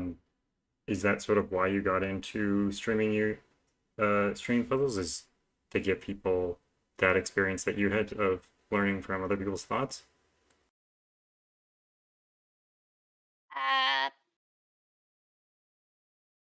That's part of it, yeah.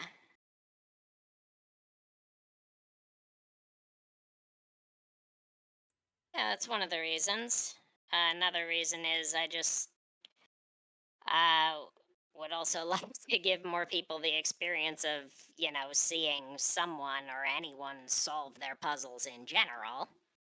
Right, yeah. Well, yeah, it is much harder to scan when the camera is watching.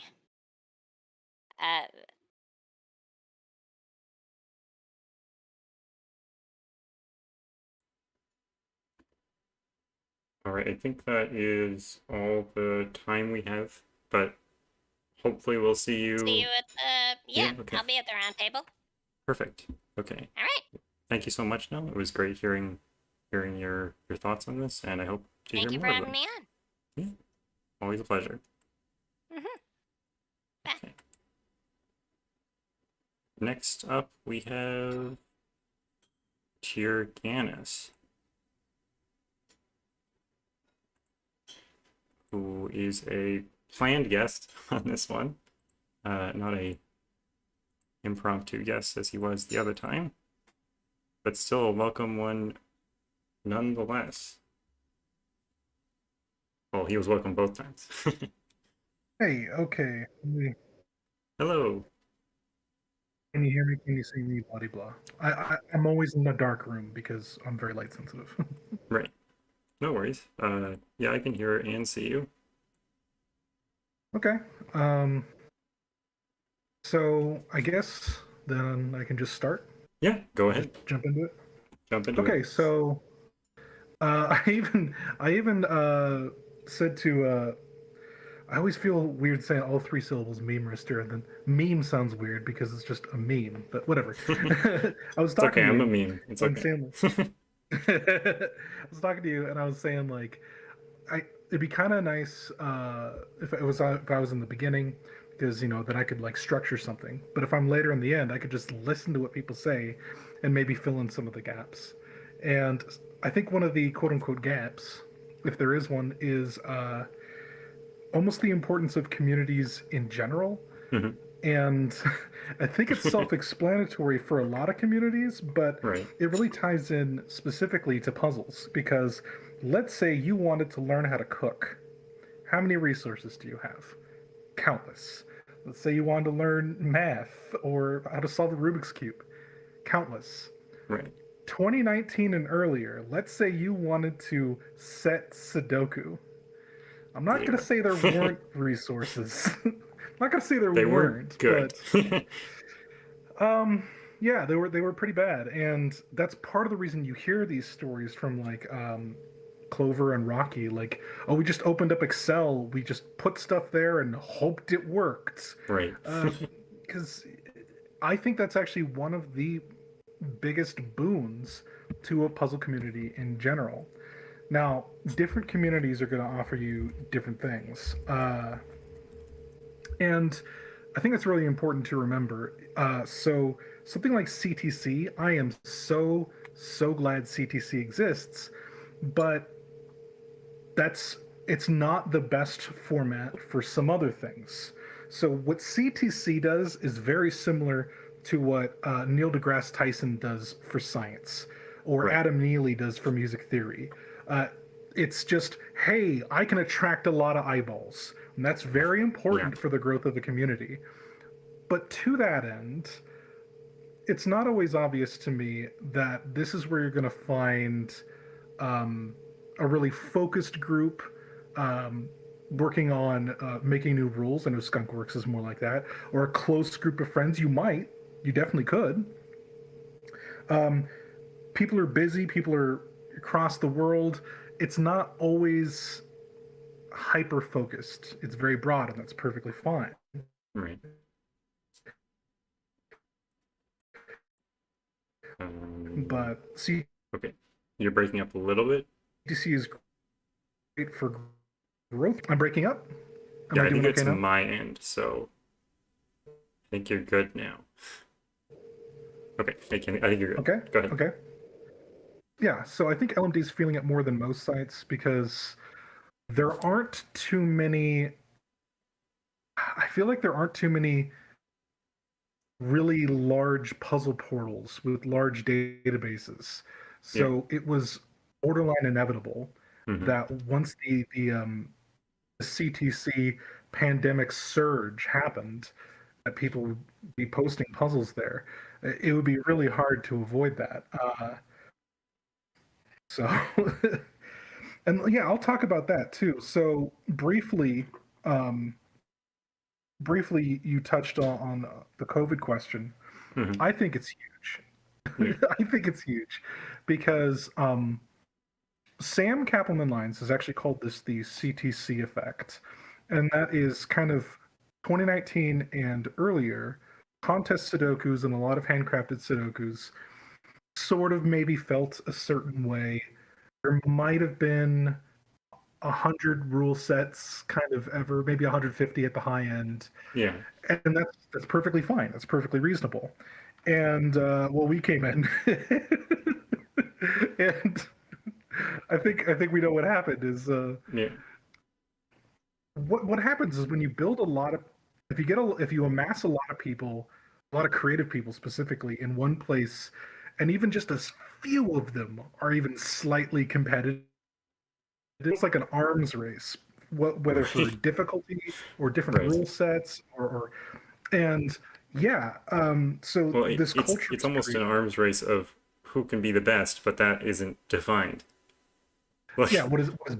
What is best? what does that mean? mean? It means What does that even something to mean? everyone differently. So everyone's just doing Yeah. random stuff, basically. So yeah. Lost my train of thought. Arms race, yeah, arms race. Arms race. Yeah. So yeah, I do think that there's an element of growing pains. I do think, generally speaking, some equilibrium will be found. Maybe that equilibrium is that a few people on LMD have to realize that maybe they're not going to solve every single puzzle on the website. And as heartbreaking as this sounds, you can't get every single achievement in every single video game on Steam either. Yeah. That's not possible. So eventually, when something gets big enough, you just have to come to terms with that on some level. Otherwise, you have to almost actively try to limit the growth of a community, which I think, generally speaking, isn't the best thing for a community. No, you basically have to kill a community if you're going to do that. Like, yeah, that's true. It is difficult to monetize being good at Sudoku. There are people that have made money from Sudoku, but just like from the tone of how I've worded that, it is decidedly the exception, not the rule. And there's not a lot of money in it. Even the few people getting money, they're not like, swimming in Scrooge McDuck, bank vaults. No one is Scrooge McDuck. No one is Sudoku rich. No. Oh, that's actually just a funny concept to me. Every time I bring up Sudoku setting to my parents, my dad says the exact same thing word for word. He says, "Is there any way you can make money off that?" No. So, what's so frustrating to me about that is like, I think it's one of the few things that people just assume it, because Yeah. if you told somebody, "Oh, I skydive," how many people are going to tell you, "Oh, are you making money from that?" Yeah. Probably not. Probably No. not a lot. I don't understand it, but yeah, it does. It always comes up with me too. It's slightly annoying. I won't lie. Um, well, so I've been on the internet since 1998. I can actually pinpoint this. Playing Diablo 2 under a username. And that was the Mhm. first time I was talking to people in real time. Uh, and I learned from a young age, especially just in the generation that I was raised in, that we don't use our real names and all this stuff. And if I'm being honest, weirdly enough, I almost think that can help in the long run, even though it's very much an unintended side effect. Is, you know, 20 some odd years later, you kind of have your own brand. And Yeah. that's kind of nice. What's so interesting to me about that is, to me, the concept of an online community and a lot of your social interaction being, excuse me, being text is not a foreign concept. And while I do think, generally speaking, balance has moved farther than it probably should be. We probably should go outside, the meme of touch grass, but honestly, Yeah. probably, and, talk to people in real life a bit more. We probably should. I think it's very, like, incredibly important that we are able to find people online with similar interests, or even if they don't have a similar interest, just that can click with you and vibe with you. You can get along with people that don't have the exact same interests. Crazy thought. So yeah. So with that, I do think the pandemic was incredibly important, because I don't know about you, and I know everybody's life was different.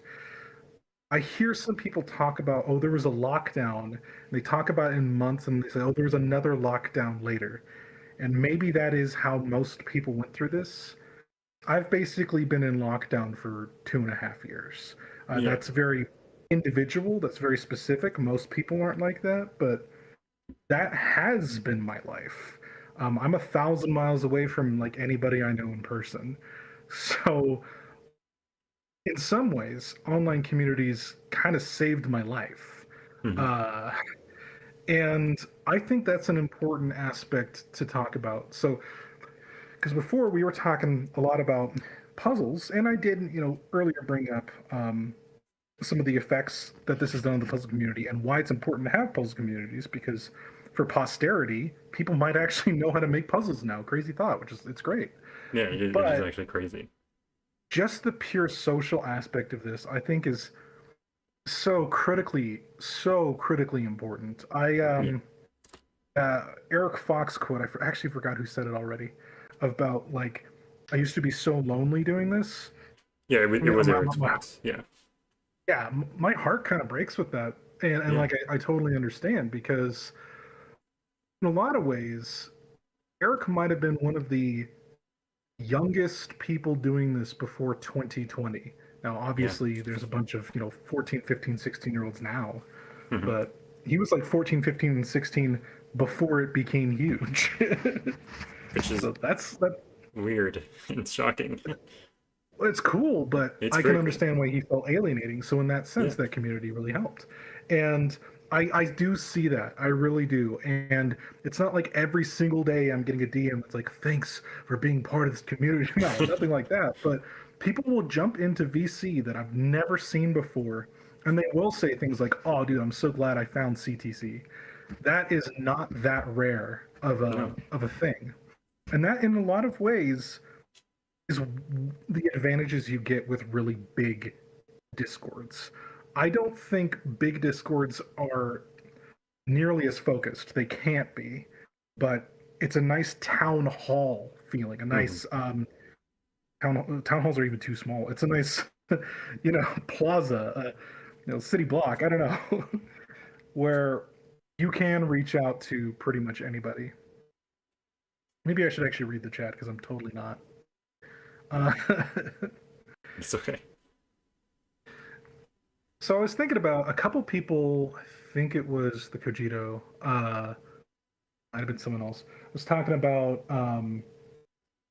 joining CTC Discord earlier. Hey, and Codex here, so he's actually a good example as well. Earlier versus later, and I don't know the exact number, and I can't even look up when I joined because I left and rejoined. Right. Yeah, you're kind of an example. Sorry to call you out too quickly, Kodak. And there's Hello, others. There's example. definitely others. But that is, there's some of us that were kind of just that joined like in the summer of 2020. That were just kind of fishing around blind, and that is a very different feeling to how CTC feels. Like, we're talking about community. And that has actually been interesting to evolve, to watch and evolve. And I really liked Nell Gwyn bringing up forums in general, because Discord is the modern forum, and it's kind of the better forum, because you can treat it just like a forum. You can never do anything other than forum, but you can also treat it like voice call. You can share files super easily. I am so pro Discord. I love Discord so much. But anyways, Me too. Yeah. Good stuff. Summer of 2020 was, I gotta think, probably one of the weirdest times in Sudoku, and like I feel bad, like mythologizing. Is that how it's pronounced? Mythologizing. Mythologizing. Yeah. Okay. Yeah. I mean, I get what you mean. Yeah. But it really was kind of weird because there were hundreds, if not thousands, of people flooding into the server with a lot of interest. F puzzles just dropped. And that's another thing. Eric is responsible for all of this. You can blame Eric. F puzzles just dropped, and we had no idea how to make puzzles. Testing was so fun back then, and by fun, I'm not being sarcastic, because we made some funky puzzles. we made like 27 cell thermos and stuff like that. Oh, it was fun. And what I think is interesting is more or less, how refined things got. But if I'm being honest, and I did want to bring this up, this is, if anything, this is like the thing I want to bring up. I almost want to caution the entire community. I'm just one voice. Please ignore me if you don't care, but I almost want to caution the community. I cannot tell you how many times this year, so 2022 specifically, I've seen like, yeah, I just get bored with the old variants. And this is slightly terrifying to me. I think that there's absolutely a place to create your own rule sets, to have wacky rule sets, to be really innovative. There's a huge place for that, and it's really cool to see that. But at the end of the day, sometimes I just want to eat a sandwich. Yeah. I just want a pizza. And that's fine, right? That's fine. So, like, I think whenever I see a trend get really big, especially the more obtuse the rule set, the more I just hope that equilibrium comes, and it usually does, by the way. I remember when CCs got really popular, I'm not gonna lie, I was scared of that one. I'm like, I do not want the average Sudoku to take 2 hours. That's not why I'm here. Right. But generally speaking, I think a larger community is pretty good at finding that equilibrium naturally. We already have time for a pizza constraint. Yep, Riffclown, make pizza. I'll solve your first pizza. Generally speaking, I do think that it kind of... Sorry, you're breaking up again. I don't know if that's me or you. It looks like it's me. Whoops.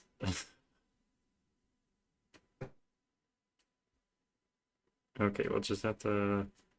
Equilibrium naturally. It's not like anyone... Sorry, you were breaking up. Keep talking so I can hear you. See if we're back. Okay. Am I still breaking up? Hello? I hear you normal now. So I think maybe good. Yeah, perfect, sweet. But yeah, I think stuff like gas helped a little bit with that, because we were moving towards almost every puzzle was a 4 and 5. Clover essentially popularized gas. It's not like she made approachable Sudoku puzzles, but No, but she she popularized popularized. that series specifically, which helped us. Yeah, she popularized that series specifically. I think that helped. Um, and it's actually kind of intentionally. If you look at the first half of my career, it's a lot more zany, and the second half of my career is a bit more traditional. That Right. is kind of a subconscious thing of me also trying to self-correct because I think there's a lot of zaniness, and I generally think that there's some good still in the older constraints. Now, if you're like, why is he talking about this on the community discussion? I guess I'm talking about this because the only way I could tell the culture and the feel of the gestalt of puzzles at a given time is because of communities like this, and I think it's so important to get the like the flavor, uh, the snapshot, because whether you want to follow trends, whether you want to ignore trends, whether you want to do the opposite, it's sometimes nice to know what the trends even are. So, yeah, I'm so happy for CTC. Pretty much changed my life. Yeah. Do you have any questions? Because I'm just rambling. No, we rambled good. You're doing good. Questions for some. Whenever someone asks, "Do you have any questions?" It's just mind blank. Like, you know. My bad. No worries. We have a minute and a half, and Kagisho talked about clicks in 3 minutes. So, what about the clickiness of communities? So, what do you think about that? Like, how do we combat that? Semi-unavoidable. Is that a problem? I'm in a click. I'll say it right now. Yeah. I have like 10 or so puzzle friends that I just talk to more often. That being said, I try not to ignore other people. I try not to be rude, but I don't necessarily think that having stronger bonds is a bad thing. And every now and then it does sound like some people are implying that without directly saying it. I think it's Right. natural. I think it's important to remember to not ignore other people, to talk to other people, Hmm. to be open to other people. But if I want to talk to, well, yeah, Gurkles and I are like this specifically. Gurkles and I have made like 25 puzzles together. I love Gurkles. But yeah, I think that's okay. I think Yeah. I I mean, do think it's it's good to possible have a for group of clicks to people that you be like, right? maybe too insular. Yeah. Okay. Um, yeah, and I think that's what's talked about. Generally speaking, you need to maybe check your hubris. So if Hmm. everybody in your clique thinks something's a good idea, and like everybody else you ever hear is like that's a bad idea, it doesn't mean you can't do it, but ask yourself why so many people are thinking that. You know, stuff like Right. that. Hmm. I feel weirdly talking about this now that we're creating a clique by having this channel and having the the Discord where there's a select group It of people. feels clicky just because it's still a bit small. Yeah. I think in a few months it's going to feel a whole lot less clicky. Yeah. Probably. Is that fair? Yeah. That is time. So that means we are going into the group discussion. Swaggity, thanks for having me. Yeah. Thank you for joining, and we will see you again in just a minute, but in a different thing. So I have to leave and come back, I guess. Thank you so much for everything. I really enjoyed talking with you, like always. And yeah, I'll see you in just a moment. All right. I think breaking up again. Let me. Okay. So this is going to take a second, but we can discuss in the meantime. So I'm going to join into the group server. I'm going to pop that out a bit. And it's probably...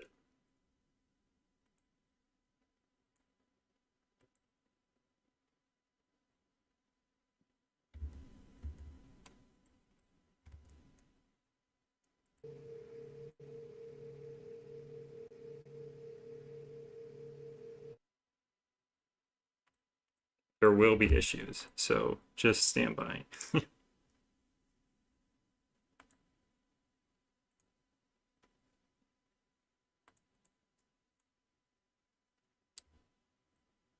Oh, we're all in here. So I just need to do this for everyone, I guess. Just need to Uh, trim it. how is everyone doing? You guys can discuss while I work this out. Doing okay. Yeah, doing I fine. am Testing doing 1, 2, okay. 3. Yeah, I think we're all I good. like quesadillas. 1 hen, 2 ducks, 3 squawking geese. Oh, come on, there's a cat in the room. Don't mention birds. That's just torture.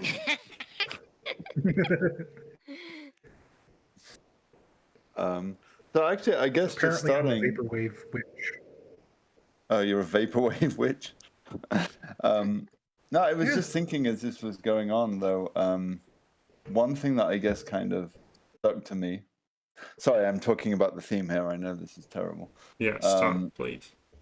Is Just kidding. I guess we have to kind of realize that, and this sort of stuck in my mind when Nell was talking, is that we have to realize that we are the community. And it kind of ties into like if you're a newer seller or you're just getting involved and you want to get engaged, like Kajito said, you have to kind of put yourself out there. But we are the community. It's only as strong as we make it, in a sense. And I think it's incumbent upon us to, if we want the community to do what it is meant to, then it's incumbent upon all of us to actively participate more in it, or as much as we can. Yeah. So what kind of responsibilities do you think we have to the community? I don't know. I mean, I guess I was touching upon like Nell's point about the bowling alone and how, yeah, I mean, I think COVID certainly exacerbated the social side of things, but if I think of the last 20 years, certainly in some of the communities I belong to in real life, it's like it's like the lack of social interaction and social skills. It just plummeted because we're all too busy. We nearly always are just on the phone. Instead, Right. we're always on the internet, or we're all out in bars staring at our phones instead of actually talking to each other. And that ties into what we were saying about VC1, how it's not often, how for the longest time it was mostly messaging and no talking. Well, unfortunately, one side effect of COVID was many of us became self-absorbed. Our world shrunk, and our viewpoints did as well.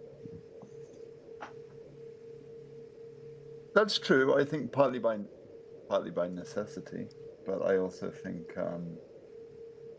the flip side of what Tyrgannus said. I mean, during COVID, I had some friends set up Discord servers so we could play online games, and that kind of spurred a whole new aspect of things as well.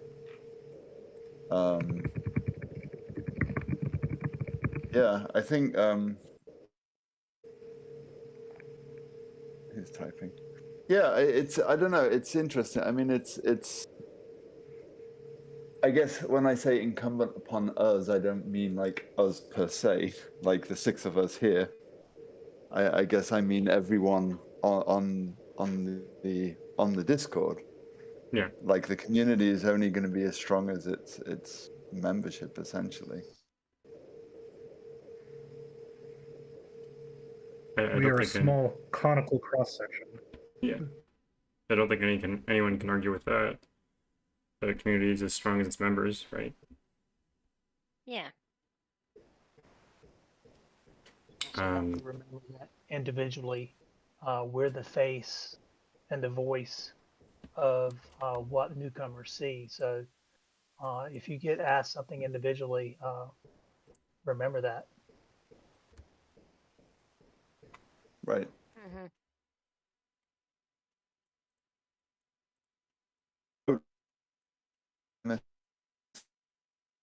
Kajito.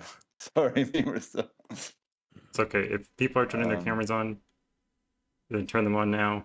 If not, don't turn them Okay. on. Just Just last time, I remember when we all turned our cameras on, it kind of choked your connection. Oh, okay. Set off then. Okay.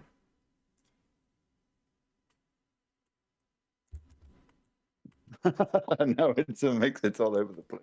That's funny. Oh, God. Okay, It's okay. I'll just turn move the names. back Continue, on. please. Yeah.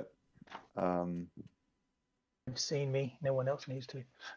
but yeah, I guess I mean it's I don't think I was thinking, have I ever had any adverse experiences in the community? I don't think I have, per se.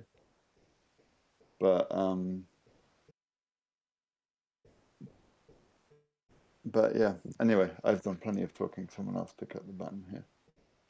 Well, our community is talking to us. Philando asks, if someone came in under a different new alias and said something worthwhile, would they get listened to just as they were with their name, or would they get ignored as an unknown person?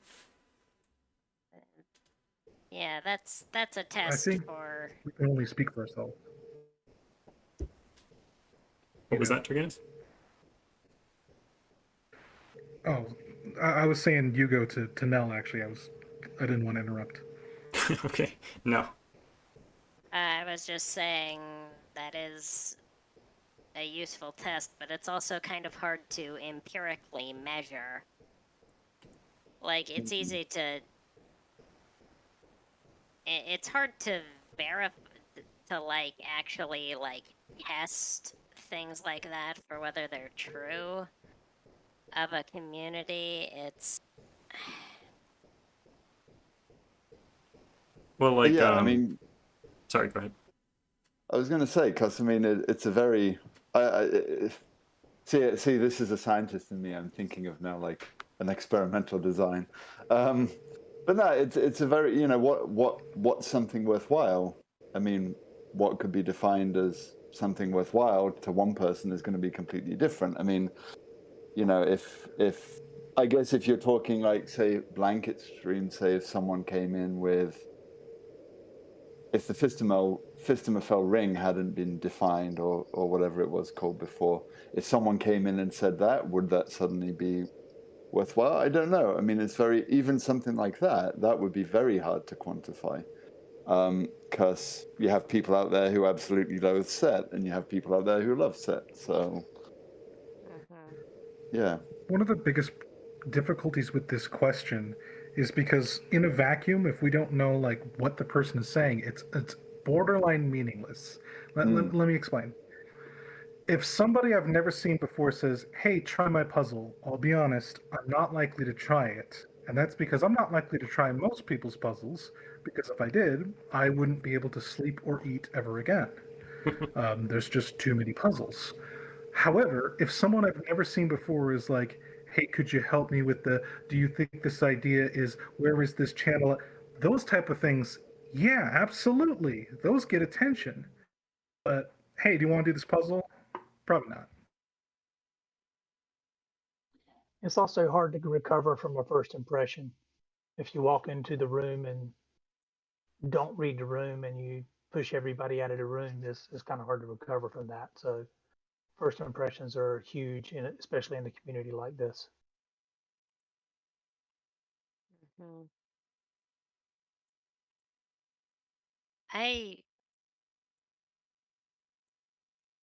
Speaking for me, I find it easy to forget first impressions simply because in a large enough community, I simply lose track of everyone's names. So, like, if I don't really know someone, I can't remember I can't remember what my previous interactions with this person have been like.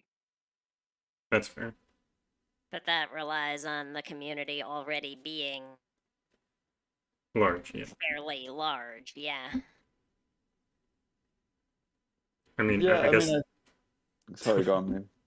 I guess it's a difference if you go into, say, like Skunkworks and you make a bad first impression versus going into somewhere like CTC Discord and making a bad first impression, because the community in Skunkworks is a little bit smaller. I think the implicit heart of the question in some ways is asking, is it harder now to get noticed? It's not specifically what was asked, but it's kind of what was asked. And I think that might be true, but I sometimes think it's overplayed. The reason I sometimes think it's overplayed, this is a while ago, admittedly. I remember Scruffamutta posted a puzzle. I had literally never heard of them. No I didn't know anything. I solved the puzzle. I'm like, this is awesome. And now I just solved their puzzles. So it is still possible, but I generally think, even though it would be literally impossible to prove, I generally think it's probably a bit harder to get noticed nowadays. If for nothing else, then there's just more people and there's more puzzles that go into like Sudoku testing. It's a little harder for yours to stand out. 50 a day versus 7 a day. Mm. I would venture that it's easier to get noticed once, at least in a positive light, once you stop trying to be noticed. Yeah, I think so too. Yeah, I think part of what Tyrgannus is kind of feeds into what Tyrgannus is saying as well is oftentimes, and this is again, this isn't a ding on people who come in with novel rule sets or novel ideas or such, but sometimes for me personally, like if someone says to me, "Could you have a look at my puzzle?" Not talking about the Kajito here, I just want to emphasize, and it's like some crazy, wacky Philomeno Shikaku hybrid that I've never solved either of. No, if it's like some crazy, wacky rule set that I have no familiarity with, then I would just not solve that because I'm like, I haven't got the time to do that. But I wouldn't be doing that just for a new person. I would do that for most of you guys as well. Like if you can, like I do that with Zeta half the time. Zeta wants me to solve a puzzle with a wacky rule set, and I'm like, no thanks. I just haven't got the time. But I think sometimes there is the thought among new people joining the community that in order to get noticed, you have to come in with this something new. You have to come in with this something wacky. Right. So in some ways, it can almost be a victim of its own success because CTC has really showcased a lot of these things. And I think I tried to emphasize that in my setting video. Like there can be this obsession of always trying to find something new, and it's like, well, you might not be able to find something new per se, That's at okay. least right away, and that's fine. Yeah, I mean, I think I personally think there's a lot of value in old things done freshly and combined freshly. Yeah, sort of the opposite problem to like a certain variant being really big right now with Yeah. I mean, I think I wonder how. You go. the interesting thing in this topic is the Clover, Tyrgannus, Rocky Roar perspective that you should be making puzzles not only for other people but for yourself. Like you would make puzzles even if no one else solved them. And I think that has value too. Like you can make puzzles with an old rule set just for you. You don't even have to share them. You could just do it just because you want some practice, right? Oh yeah, so let me every touch on day. this because I was literally name dropped in that. So the question that I think could almost make you just have more fun. I'm not going to say the puzzles will be better overnight, but maybe just more fun when setting is not to think I want to make something new. You should think I want to make something that I haven't made. Yeah. And that's almost it's new to you then. So I'll actually pick on Tallcat because I'm somewhat familiar with his puzzles. I don't believe Tallcat has made an entropic line puzzle. I don't think he has. So that's new to you. Sorry for putting you on the spot. No. Okay, get out, Tallcat. You're making an traffic lines puzzle right now. Yeah, what are you doing if you don't make entropic lines puzzles? It just came to my head. Sorry. Riff, you were about to say something? I make a puzzle every day. It may not see the light of day, but I try to learn something from it. So it's, I've tried to set different things that people will never see with Riffclown's name beside it, but I'm trying to learn the logic. So every once in a while, a daily set comes out good, and I share it. But most of the time, my daily sets never see the light of day. Yeah, it's a good philosophy, I guess. I'm way, way less proficient. I set way less puzzles than that. I might set a puzzle a week, but what I might do though is I might explore it. I'll be working on a puzzle for a while and kind of like tinkering with the idea in my head and really diving into the logic. I don't know. I guess it's something you kind of get good at. You rather, I wouldn't say I'm good at it. That sounds conceited, but you get better at understanding when there's like promising logic to be found versus when you're just wasting your time. I guess. Mm. Well, as But Tallcat noted, sorry. what I tend to explore is the combination of constraints, and that's the type of things I try to combine each day. Mm. But yeah, I mean, I think now with Skunkworks, I guess if there are people who join and there's a venue to explore new mixes and such, then that's a good venue. It kind of ties into what I said in the chat, that there are other communities or different facets of the community or smaller pockets of the community that people can find a home in. Yeah. It's but yeah, I've seen someone actually emailed me a couple of days ago and had said, "Oh, I had a couple puzzles and they got a little bit of testing, but not much traction. And what do you think?" And it's it's a little awkward because they'd solved two of my puzzles and I'd been guiding them through the solve path, and then of course they said, it's kind of like, who is it? I forget which author said it was. When they're like, they get in the taxi and the taxi driver's always like, "I have a manuscript. Do you want to look at it?" And you're kind of like, after they've just spent the whole taxi ride talking about how much they love the author's novels, and it's kind of that situation of like, "Oh God, what do I do here?" But I said, "Sure, go ahead." They sent me the pictures, and I gave them at least just a visual look over, and went back and said, if you want a bit of help tweaking them or whatnot, then that's fine. But it can be tough. I mean, it's very,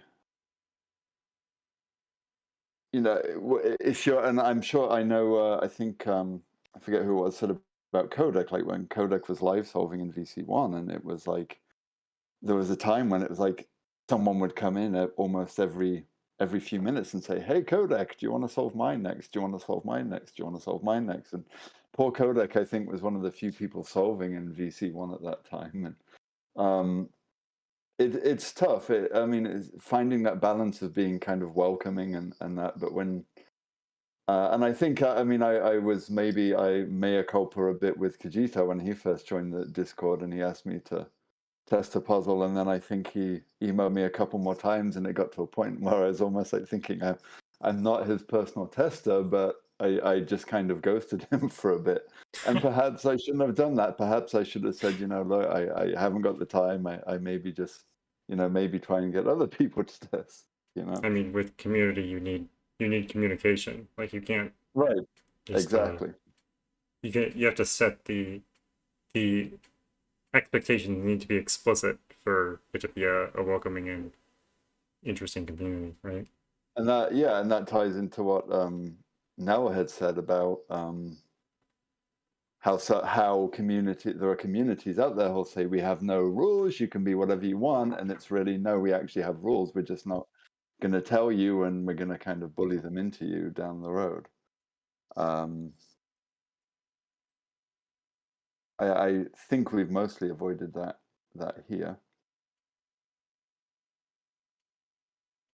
So in the first section where I was talking to Riffclown, we were talking about honest feedback and how it's very important to have honest feedback. But I brought up that maybe in certain instances, honest feedback can sort of lead to a toxicity feeling, like people feel like they're just getting like wrecked left and right.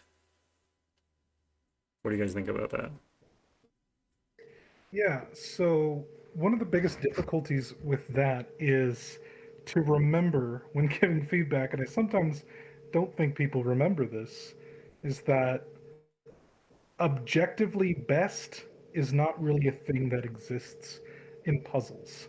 I do think there are things that could almost be considered clunky, but unless clunkiness really appears in a puzzle, I think it's so massively subjective on what to say. And if I really want to get into opinions, I I try to state it's an opinion because there is no objective best. Hmm. I think Naverio kind of hits the nail on the head. Like, honest feedback has to be constructive. I think of examples again in my career, like my former PI. He and I, at times in our meetings, would almost be like arguing like intensively with each other, but because we were so convinced of our viewpoints, but it was all in service of better science. And once it was done, it wasn't, there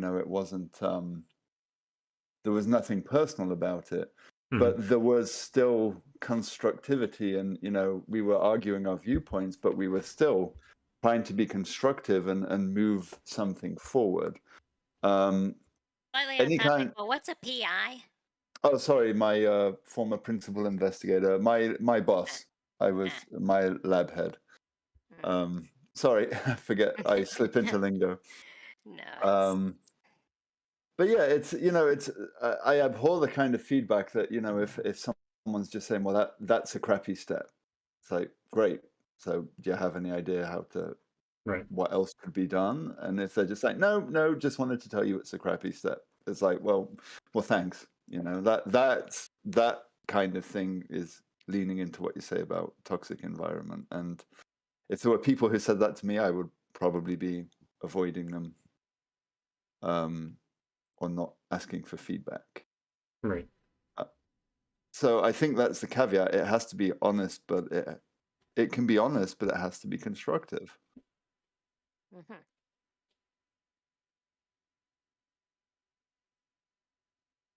Generally speaking, though, well, I think all of us have gotten at least one piece of feedback that was perhaps harsher than necessary. I actually think people just saying it's good and not really saying much of anything is more common. I think that's more common.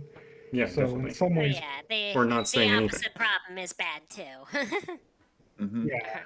So as scary as it is, because a lot of us are socially awkward nice kids, I think I even touched on that last time I was on this, is we do need to be mindful about pointing something. If there's like a 5-step look ahead, you're allowed to say something.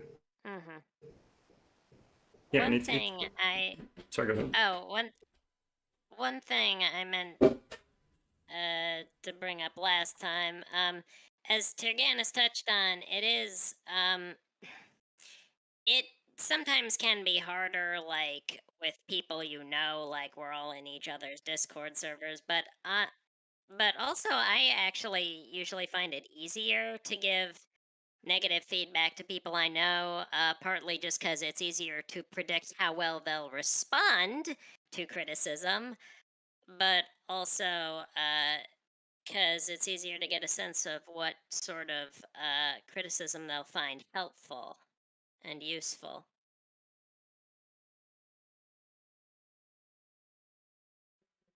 I think that that it's also because if they're asking for your like, I mean, I guess I can only use myself as an example because it's all I really know. But I mean, I have somewhat divisive opinions about about steps, and admittedly, there are steps in my own puzzle sometimes that I'm like, man, I really wish I could make this better, and sometimes I just can't. But like I get kind of salty about steps that I don't like sometimes, and I think that people who know me know that and know if they're asking for my feedback, and I know they know that, and that if they're asking for my feedback, they don't mind that because like KNT in particular, I will tell KNT like, hey, this step is bad. Like that was too hard. And I think he knows full well that that's what he's getting into if he asks me to test. And I mean, I just don't want to Mm. I'm not. I guess it does depend. Like, I'll give a reason why, and it's sometimes it's hard because KNT's puzzles are very complex. So I'm certainly not in a position to be like, oh, I think you could improve it by doing this or this or this, because I don't know. Mhm. I don't know the process of setting the puzzle. But I do think it's important to be able to give that feedback of like, yeah, that step felt really, really, really out of place, or whatever. I think saying something like that step felt out of place rather than saying like, oh yeah, the puzzle involved bifurcation and it sucked. Like that's the difference, right? Like being specific about what step or what part felt bad rather than just saying, yeah, there were some parts that sucked. Well, yeah, for sure. I also think a degree of that comes from the setter kind of knowing the puzzle, their own puzzle as well. And I think, usually when I have people at work giving presentations, I always say to them, you should say up front what specifically you're looking to get out of this presentation. If it's like an assessment of their research or what have you. And I think you're doing that as setters as well. Like if we want honest feedback and engagement in the community, then I think it's good up front. Like if you just throw a puzzle out and say, "Hey, what's this like?" Most people are going to be like, "Well, I liked it. It was hard. It was easy. It was this or that." But if you have a gnarly step in it, and I think I'm not sure if it was a particular puzzle I did last night, Kajito, but I think there was one point you said, "Yeah, that was a bit of a hard step. I'm not sure this or this." But it's like it's good because you're kind of giving me something of where to, you know, to be thinking about, which is where the benefits of live streaming can come in. Like if I have a puzzle where I think there's one step that might be pushing the boundaries, I'll probably put out, "Yeah, there's a couple of steps in the middle that might be tricky, so let me know what you think." That at least is going to Yeah. start a dialogue. So I think you have to give direction as well. I also think even that kind of direction, even in the middle of the solve, like where like sometimes I'll be solving a puzzle and I'll say give them a progress update. Assuming I'm not streaming or something, show them where I'm at and be like, I'm kind of struggling here, and maybe it's nice to hear, like, so say if the setter says, yeah, this step is the step I was most nervous about, or say after I get through it, they're like, I was nervous about that step. I think it's somewhat validating even as a tester to hear that in a lot of ways. And I think it's all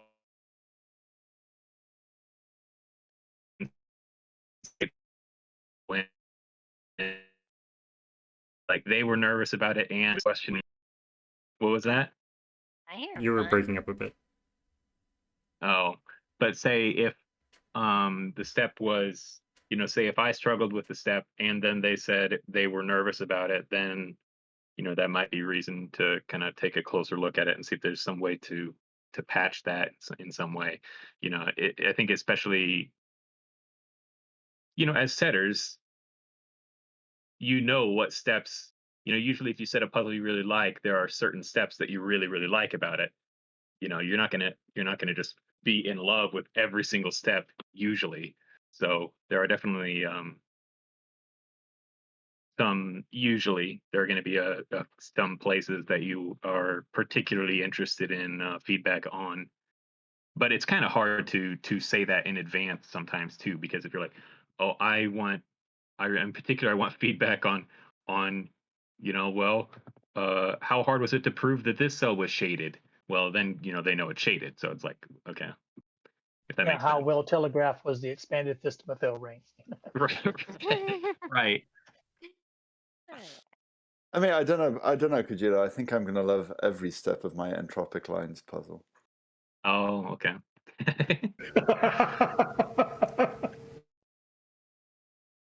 Yes, The I break in unmuted just to already. laugh. Okay, we're talking about testing quite a bit. Yeah, we've veered a bit. So I'll veer into a different direction. Let's talk about inspiration and acknowledgments a bit. So we talked a little bit about in Riff's segment, especially like acknowledging when people have come up with a constraint that you're using, or when someone else had an idea and then you riffed on it or something like that. Riffclown, you know. What are you guys' thoughts on that? I'm a firm believer in giving credit where credit is due. If someone inspired a puzzle or the puzzle would not have existed without their input, they're going to get named. Right. Yeah. I mean, a couple times I've made puzzles that were not just inspired by, but basically I saw someone come up with a novel rule set, and I thought, oh, what else could you do with this, or how would this combine with this? And I mean, I credited them because it was a rule set that, as far as I know, no one else but them had even done. I mean, Counterpoint, because go ahead, Turk. you go, Riff. Well, I was going to say in spotting the 8. I'll go.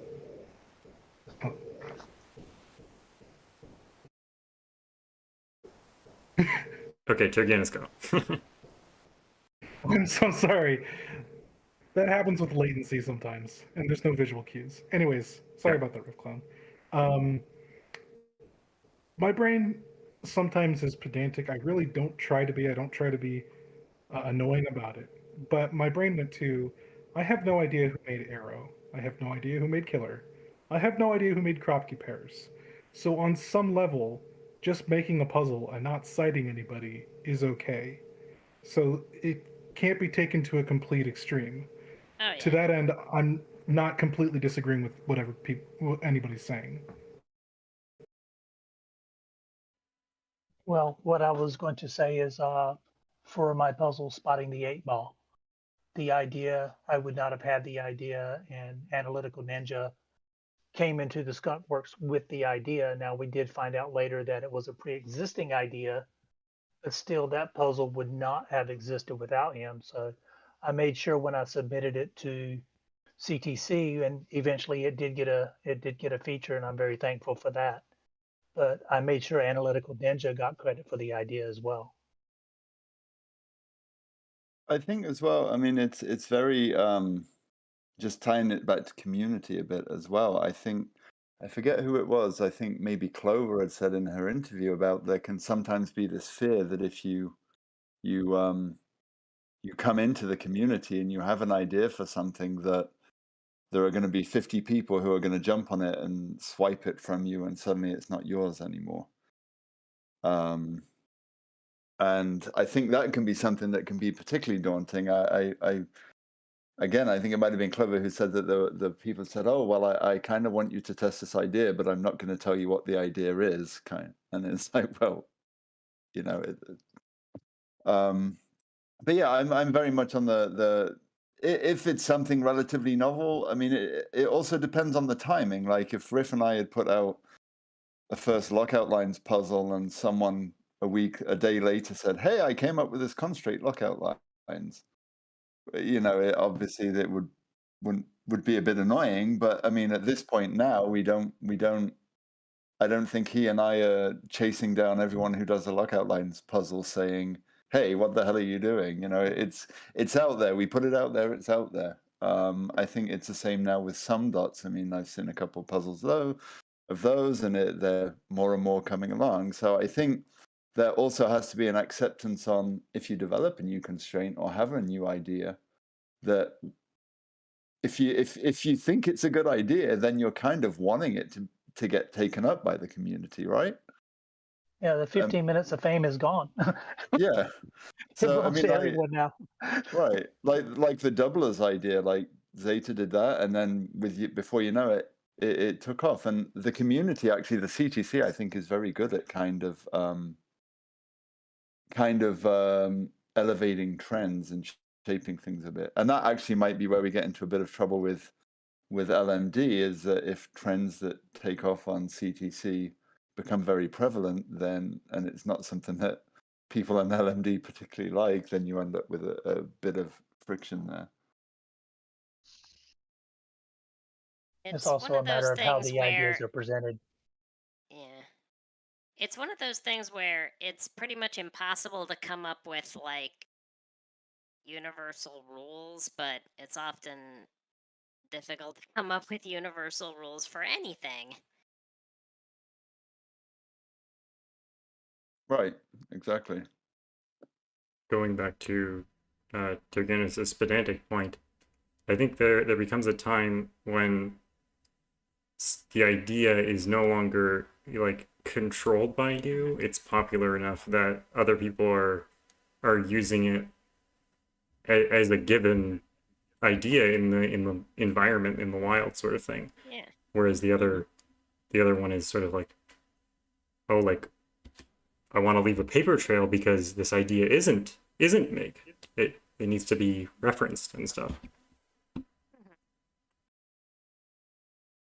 I mean, I think as Clover said, the lockout lines was the finale puzzle for the UK Grand Prix. So I think we can say it. I think we can let it go now, right, Ruth? Absolutely, it belongs to the world. Yeah. Like I said, the 15 minutes of fame is gone. Yeah, Let's yeah. move on. Well, more 7.5 maybe, but yeah. Well, we got to split the 15 minutes, right? Yeah, exactly.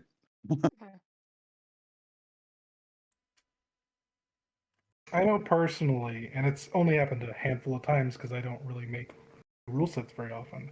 I know personally, I'm ecstatic when someone uses a rule set I've made. Whether that's color in the shape, or even though this isn't a rule set, it's a specific variation, gamma and epsilon. Every time I see one of those, I'm like, yeah! Dedicated puzzles, my dedicated grid to you from the caterpillar. Yeah, I loved that, Riffclown. Thank you so much.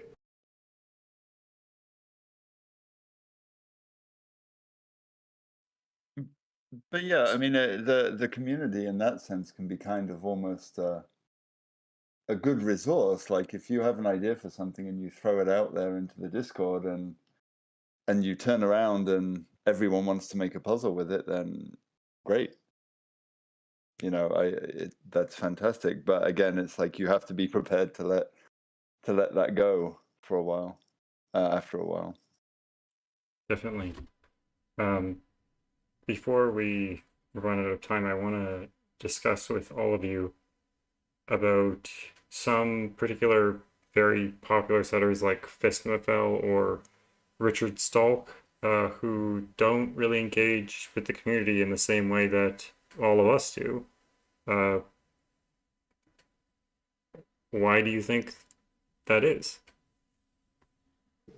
For Fistemfell specifically, I actually think it's because, and Odd Van de Vettering as well, Van de Vettering as well. Yeah, yeah. It's probably because they're so big that that would be a bit of a dog pile if they join the server. I think that happened a little bit even to Sam Kappelman Lines, but it was early enough in the Discord that Discord was smaller. If Fistemfell like joined today, that could be yeah, and like Codex says, they're already in other communities. At the end of the day, as much as collaboration is awesome, I'm not against collaboration, and I've made quite a few collaborative puzzles. You don't need to collaborate to make a good puzzle. A lot of people are in these communities because of the communities, because of the social aspect. So if that, for whatever reason, is already fulfilled in various and sundry ways for someone like Vistemfell, they probably just don't feel obligated to do it. I also think, I mean, some of that, like, it's my understanding, and I guess correct me if I'm wrong. I think like Richard Stolk and Ard have been doing this for quite some time. Definitely. Yeah, you know, pre-CTC. So I mean, it's I guess they get it. You know, they're getting the enjoyment out of it. I'm not sure about Fistemafel, but you know that if they're getting an enjoyment out of it, if they're in other communities, it's, you know, of course it would. I'm sure it'd be great if they showed up. But yeah, as Turg said, there would be an absolute dog pile. Yeah. So it's, you know, it's not everyone. I guess that's the other thing as well is there are multiple communities out there, and not everyone has to be a member of every community. And that's fine, that's okay. There are probably a number of people on LMD who are not on the CTC Discord.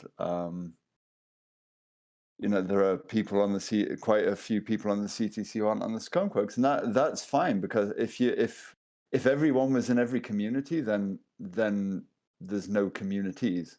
Everyone loses their identity, and it loses the I think the characteristics of each particular subcommunity that makes it different. They lose focus. That's how you get Twitter. Yeah, exactly. So do we feel like the CTC Discord is getting so large that it's losing some of its identity? Is that why there's smaller groups that break off, like Skunkworks, or like certain streaming people break off from it? I think in any situation, if you get a sufficiently large population, you're going to get subgroups. And I mean, even at the base level, if you have a group of, like, if you have I mean, where I work, there are 35 of us in one space, and you have subgroups within just 35 people. If you have a community of 25,000, of course you're going to get subgroups. I think that's just perfectly natural, that you're going to have like-minded people gravitate together and break off. I don't think it dilutes. Yeah, especially since a lot of those communities that have split off did so like to focus on more specific niches. Like Skunkworks has a very specific purpose that it sticks to, and the communities of smaller individual streamers, well, that's about like organizing their own viewership and not having to use someone else's Discord to talk about like your own, to like post your own streaming schedule and such. Generally speaking, I think this is not only not a bad thing, I think it's actively a good thing. Here, here. Yeah, because if I live in a really small town of 500 people, I might know everybody. That's not for everybody. Not everybody likes that, but I'm going to know everybody. If I live in Chicago, no, not even close.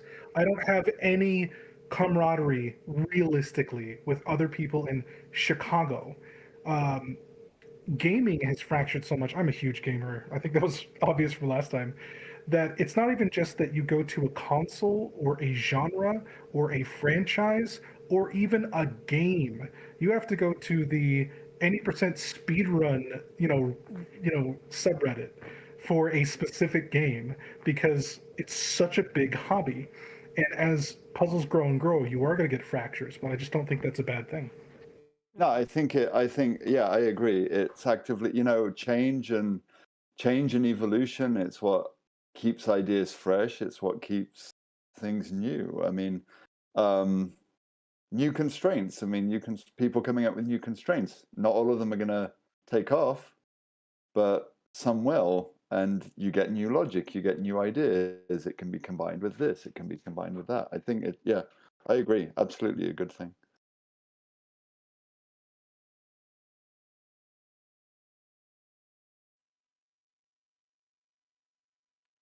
So we've talked a little bit about collab setting, collab solving, and there's been some points about, like, can you actually judge a puzzle's difficulty by collab solving it? What do you guys think about that? I think if you keep in mind that it's been collab solved, and I think you have to keep it in mind. I think I would venture to say that it's difficult to keep that in mind. I guess I would say that much. Because you can definitely fly through a puzzle. A lot of times, interact. Certain deductions might seem easier after you find them than they are to actually find. Kind of my take on it. And so I think if you have a bunch of people searching for deductions, it can make it feel probably smoother or easier than it might otherwise feel. And so I think if you keep that in mind, at least, I The guess thing is my to comment- I don't remain think it's a bad cognizant thing of that during necessarily, this but all. go ahead. I was saying the most important aspect of that is to remain cognizant of that vulnerability during the solve. Make sure Yeah. you realize that, okay, that's a little bit of a leak. Let's mark that to come back to later. And then that's why independent testing is also very important. So I do think the counter question to that really is, how does even one person know how difficult a puzzle is? I think it can get more complex with, collab solving, but I think it's difficult enough with one. I really do. So yeah, I think I touched on this last time. I think there's things that are objectively harder than others, but it's really difficult. So with collab solving, almost invariably, the two people solving are not, you know, the exact same person with the exact same skill set. So it tends to be slightly easier because one person might be better at, obscure geometric deductions. The other person might be better at math in general, and they'll complement each other. So yeah.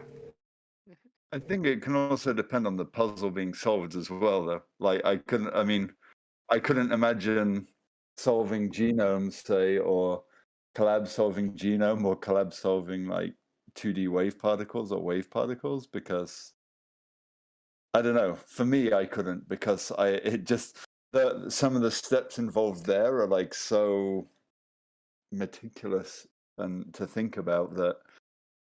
I think even last night, again, solving last night, just being in a room, just being in voice chat one where there were two other people talking, I was just like, I need to get out of here, because it was just hearing other people talking was too much for me. So that might be why I don't do many collab solves. It can get confusing when there's a lot of people in the room. I will very much acknowledge that.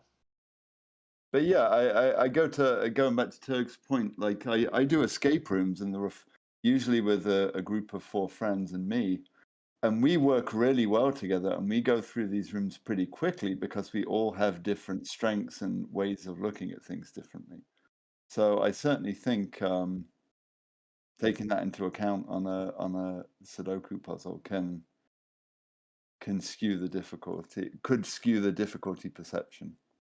It's kind of weird because I think we would get through puzzles a lot faster if there were 5 people with the same puzzle on different sheets of paper in a room together in person, like an escape room. Because in an online environment, it's hard to talk at the same time,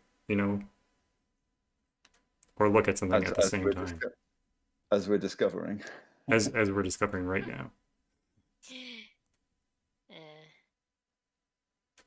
Plus or minus lag. Yes, plus or minus lag. So there's in also person, you don't get the lag. Yes, the lag is not present in person. That would Except be in the very, brains. yeah. The natural lag. So for LMD, the CTC community sort of took over that existing space. I kind of feel guilty about it, even though I didn't even do it. Do you guys have that same weird feeling? Remember on Yes. LMD that I'm a guest.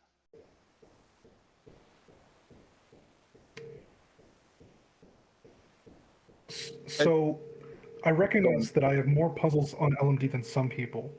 So in some ways you could say I'm hypocritical, but if you look at how long I've been setting, how long I've been on LMD, and the first thing I put on LMD, I put fewer puzzles than most CTC setters, and I do that on purpose. I am way less than once a week. I'm closer to once every 2 weeks on average. So I try to be respectful. I'm the same. I don't post to LMD very often. Partially because I take a lot of time on my puzzles, but also I regularly make puzzles that I just, I figure if I'm going to post it to LMD, I'm going to make sure it's good and that, that it's good enough that I feel like posting it to LMD. And for me, it's like once every 2 weeks is about what I'm comfortable with personally. question I had is, what does it even mean to have taken over LMD? Like, what is can we list what's actually changed about the site? The types of I'm a puzzles that little are unclear on that. being posted, the base of solvers is a lot bigger and a lot more diverse, I guess. Yeah, I mean, I go back to what I kind of said. I can understand, if there's because it is Logic Masters Germany, and I know there's other Logic Masters as well. But I could understand a bit if you have a smaller community that's maybe geographically relatively close, to then suddenly have a huge influx of puzzles and membership and such from outside. I could understand that being a bit of a I can understand them being a bit taken aback by that, but I mean, to the degree of, I mean, if you're on that page because you enjoy solving logic puzzles or Sudoku, I mean, then I don't necessarily understand the issue. I mean, I guess part of it might be that maybe there's now significantly more Sudoku influxing there rather than other logic puzzles, and it's possible there's a good chunk of the. It's plausible that there's a good chunk of the membership who prefers other logic puzzles rather than Sudoku, and But they're they getting don't more like of those too, right? I mean, maybe a different proportion, but they're getting Right. more puzzles overall Right. in Right. almost every So way. yeah. So I don't necessarily.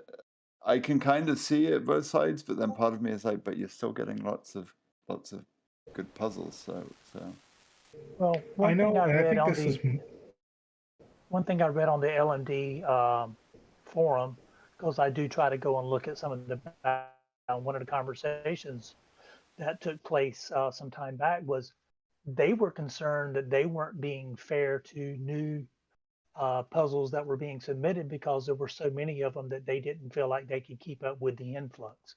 So there was concerns from that side as well. Interesting. yeah. There's a technical aspect that I believe has been addressed. I won't say fixed, but has been addressed. That for a while, if you remember, logging on to LMD was terrible. It took my quite fast computer with decent internet minutes to log online sometimes, and that's because this portal was never meant to house the world, and it kind of does now. So I can understand, in all honesty, some resistance. yeah. But I think as a community, because I've seen.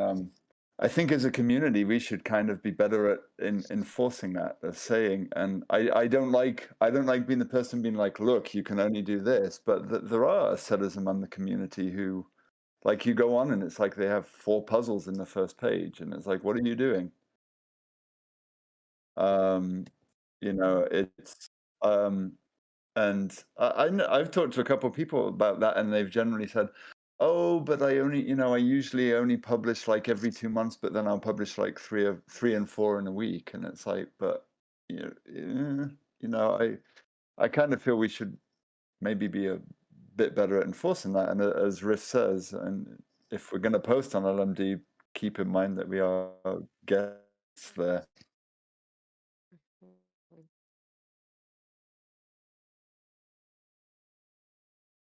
Well, are we a part Or we of? should lobby CTC to set up their own Yeah. website for it. I'm gonna start Logic Masters Croatia.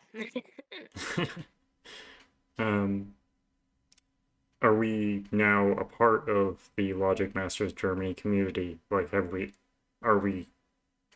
Logic Masters Germany Ian's Germans? Let me ask you a question, a counter question.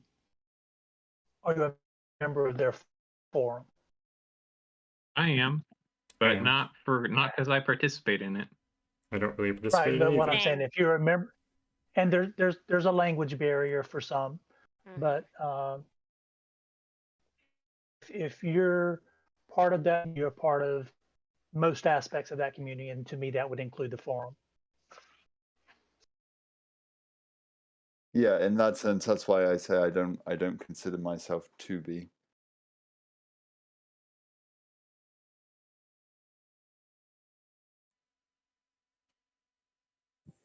Well, we're coming up on the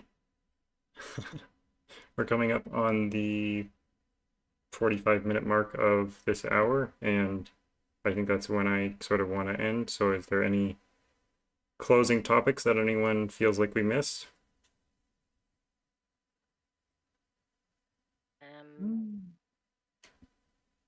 No, I think we ran the gamut on a few.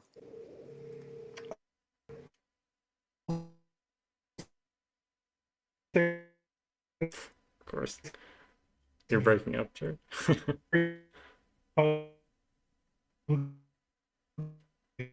Smaller servers. Everyone's We are breaking allowed up. to have friends. We're allowed to be in smaller servers. We're allowed to have friends. And we're not obligated to publicly share every single idea that pops into our heads. Mhm. So there we go. Mm-hmm. I just think that's important to say because it's an impossible requirement. Yeah. Mm-hmm. Yeah.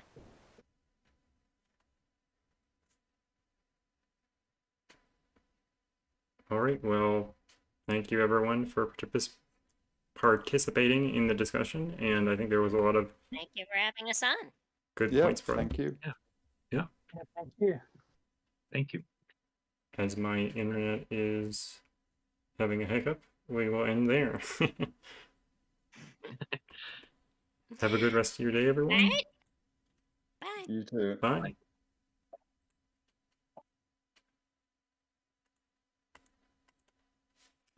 And chat, thank you for showing up and participating in the ways that you did. Thanks to all the guests and all the commenters and like and subscribers. Patreons, thank you to the Patreons. Patrons. Do you say patrons for Patreon? I don't know. Some people do, but some people don't. So, but remember to subscribe if you're not subscribed and you enjoy this content.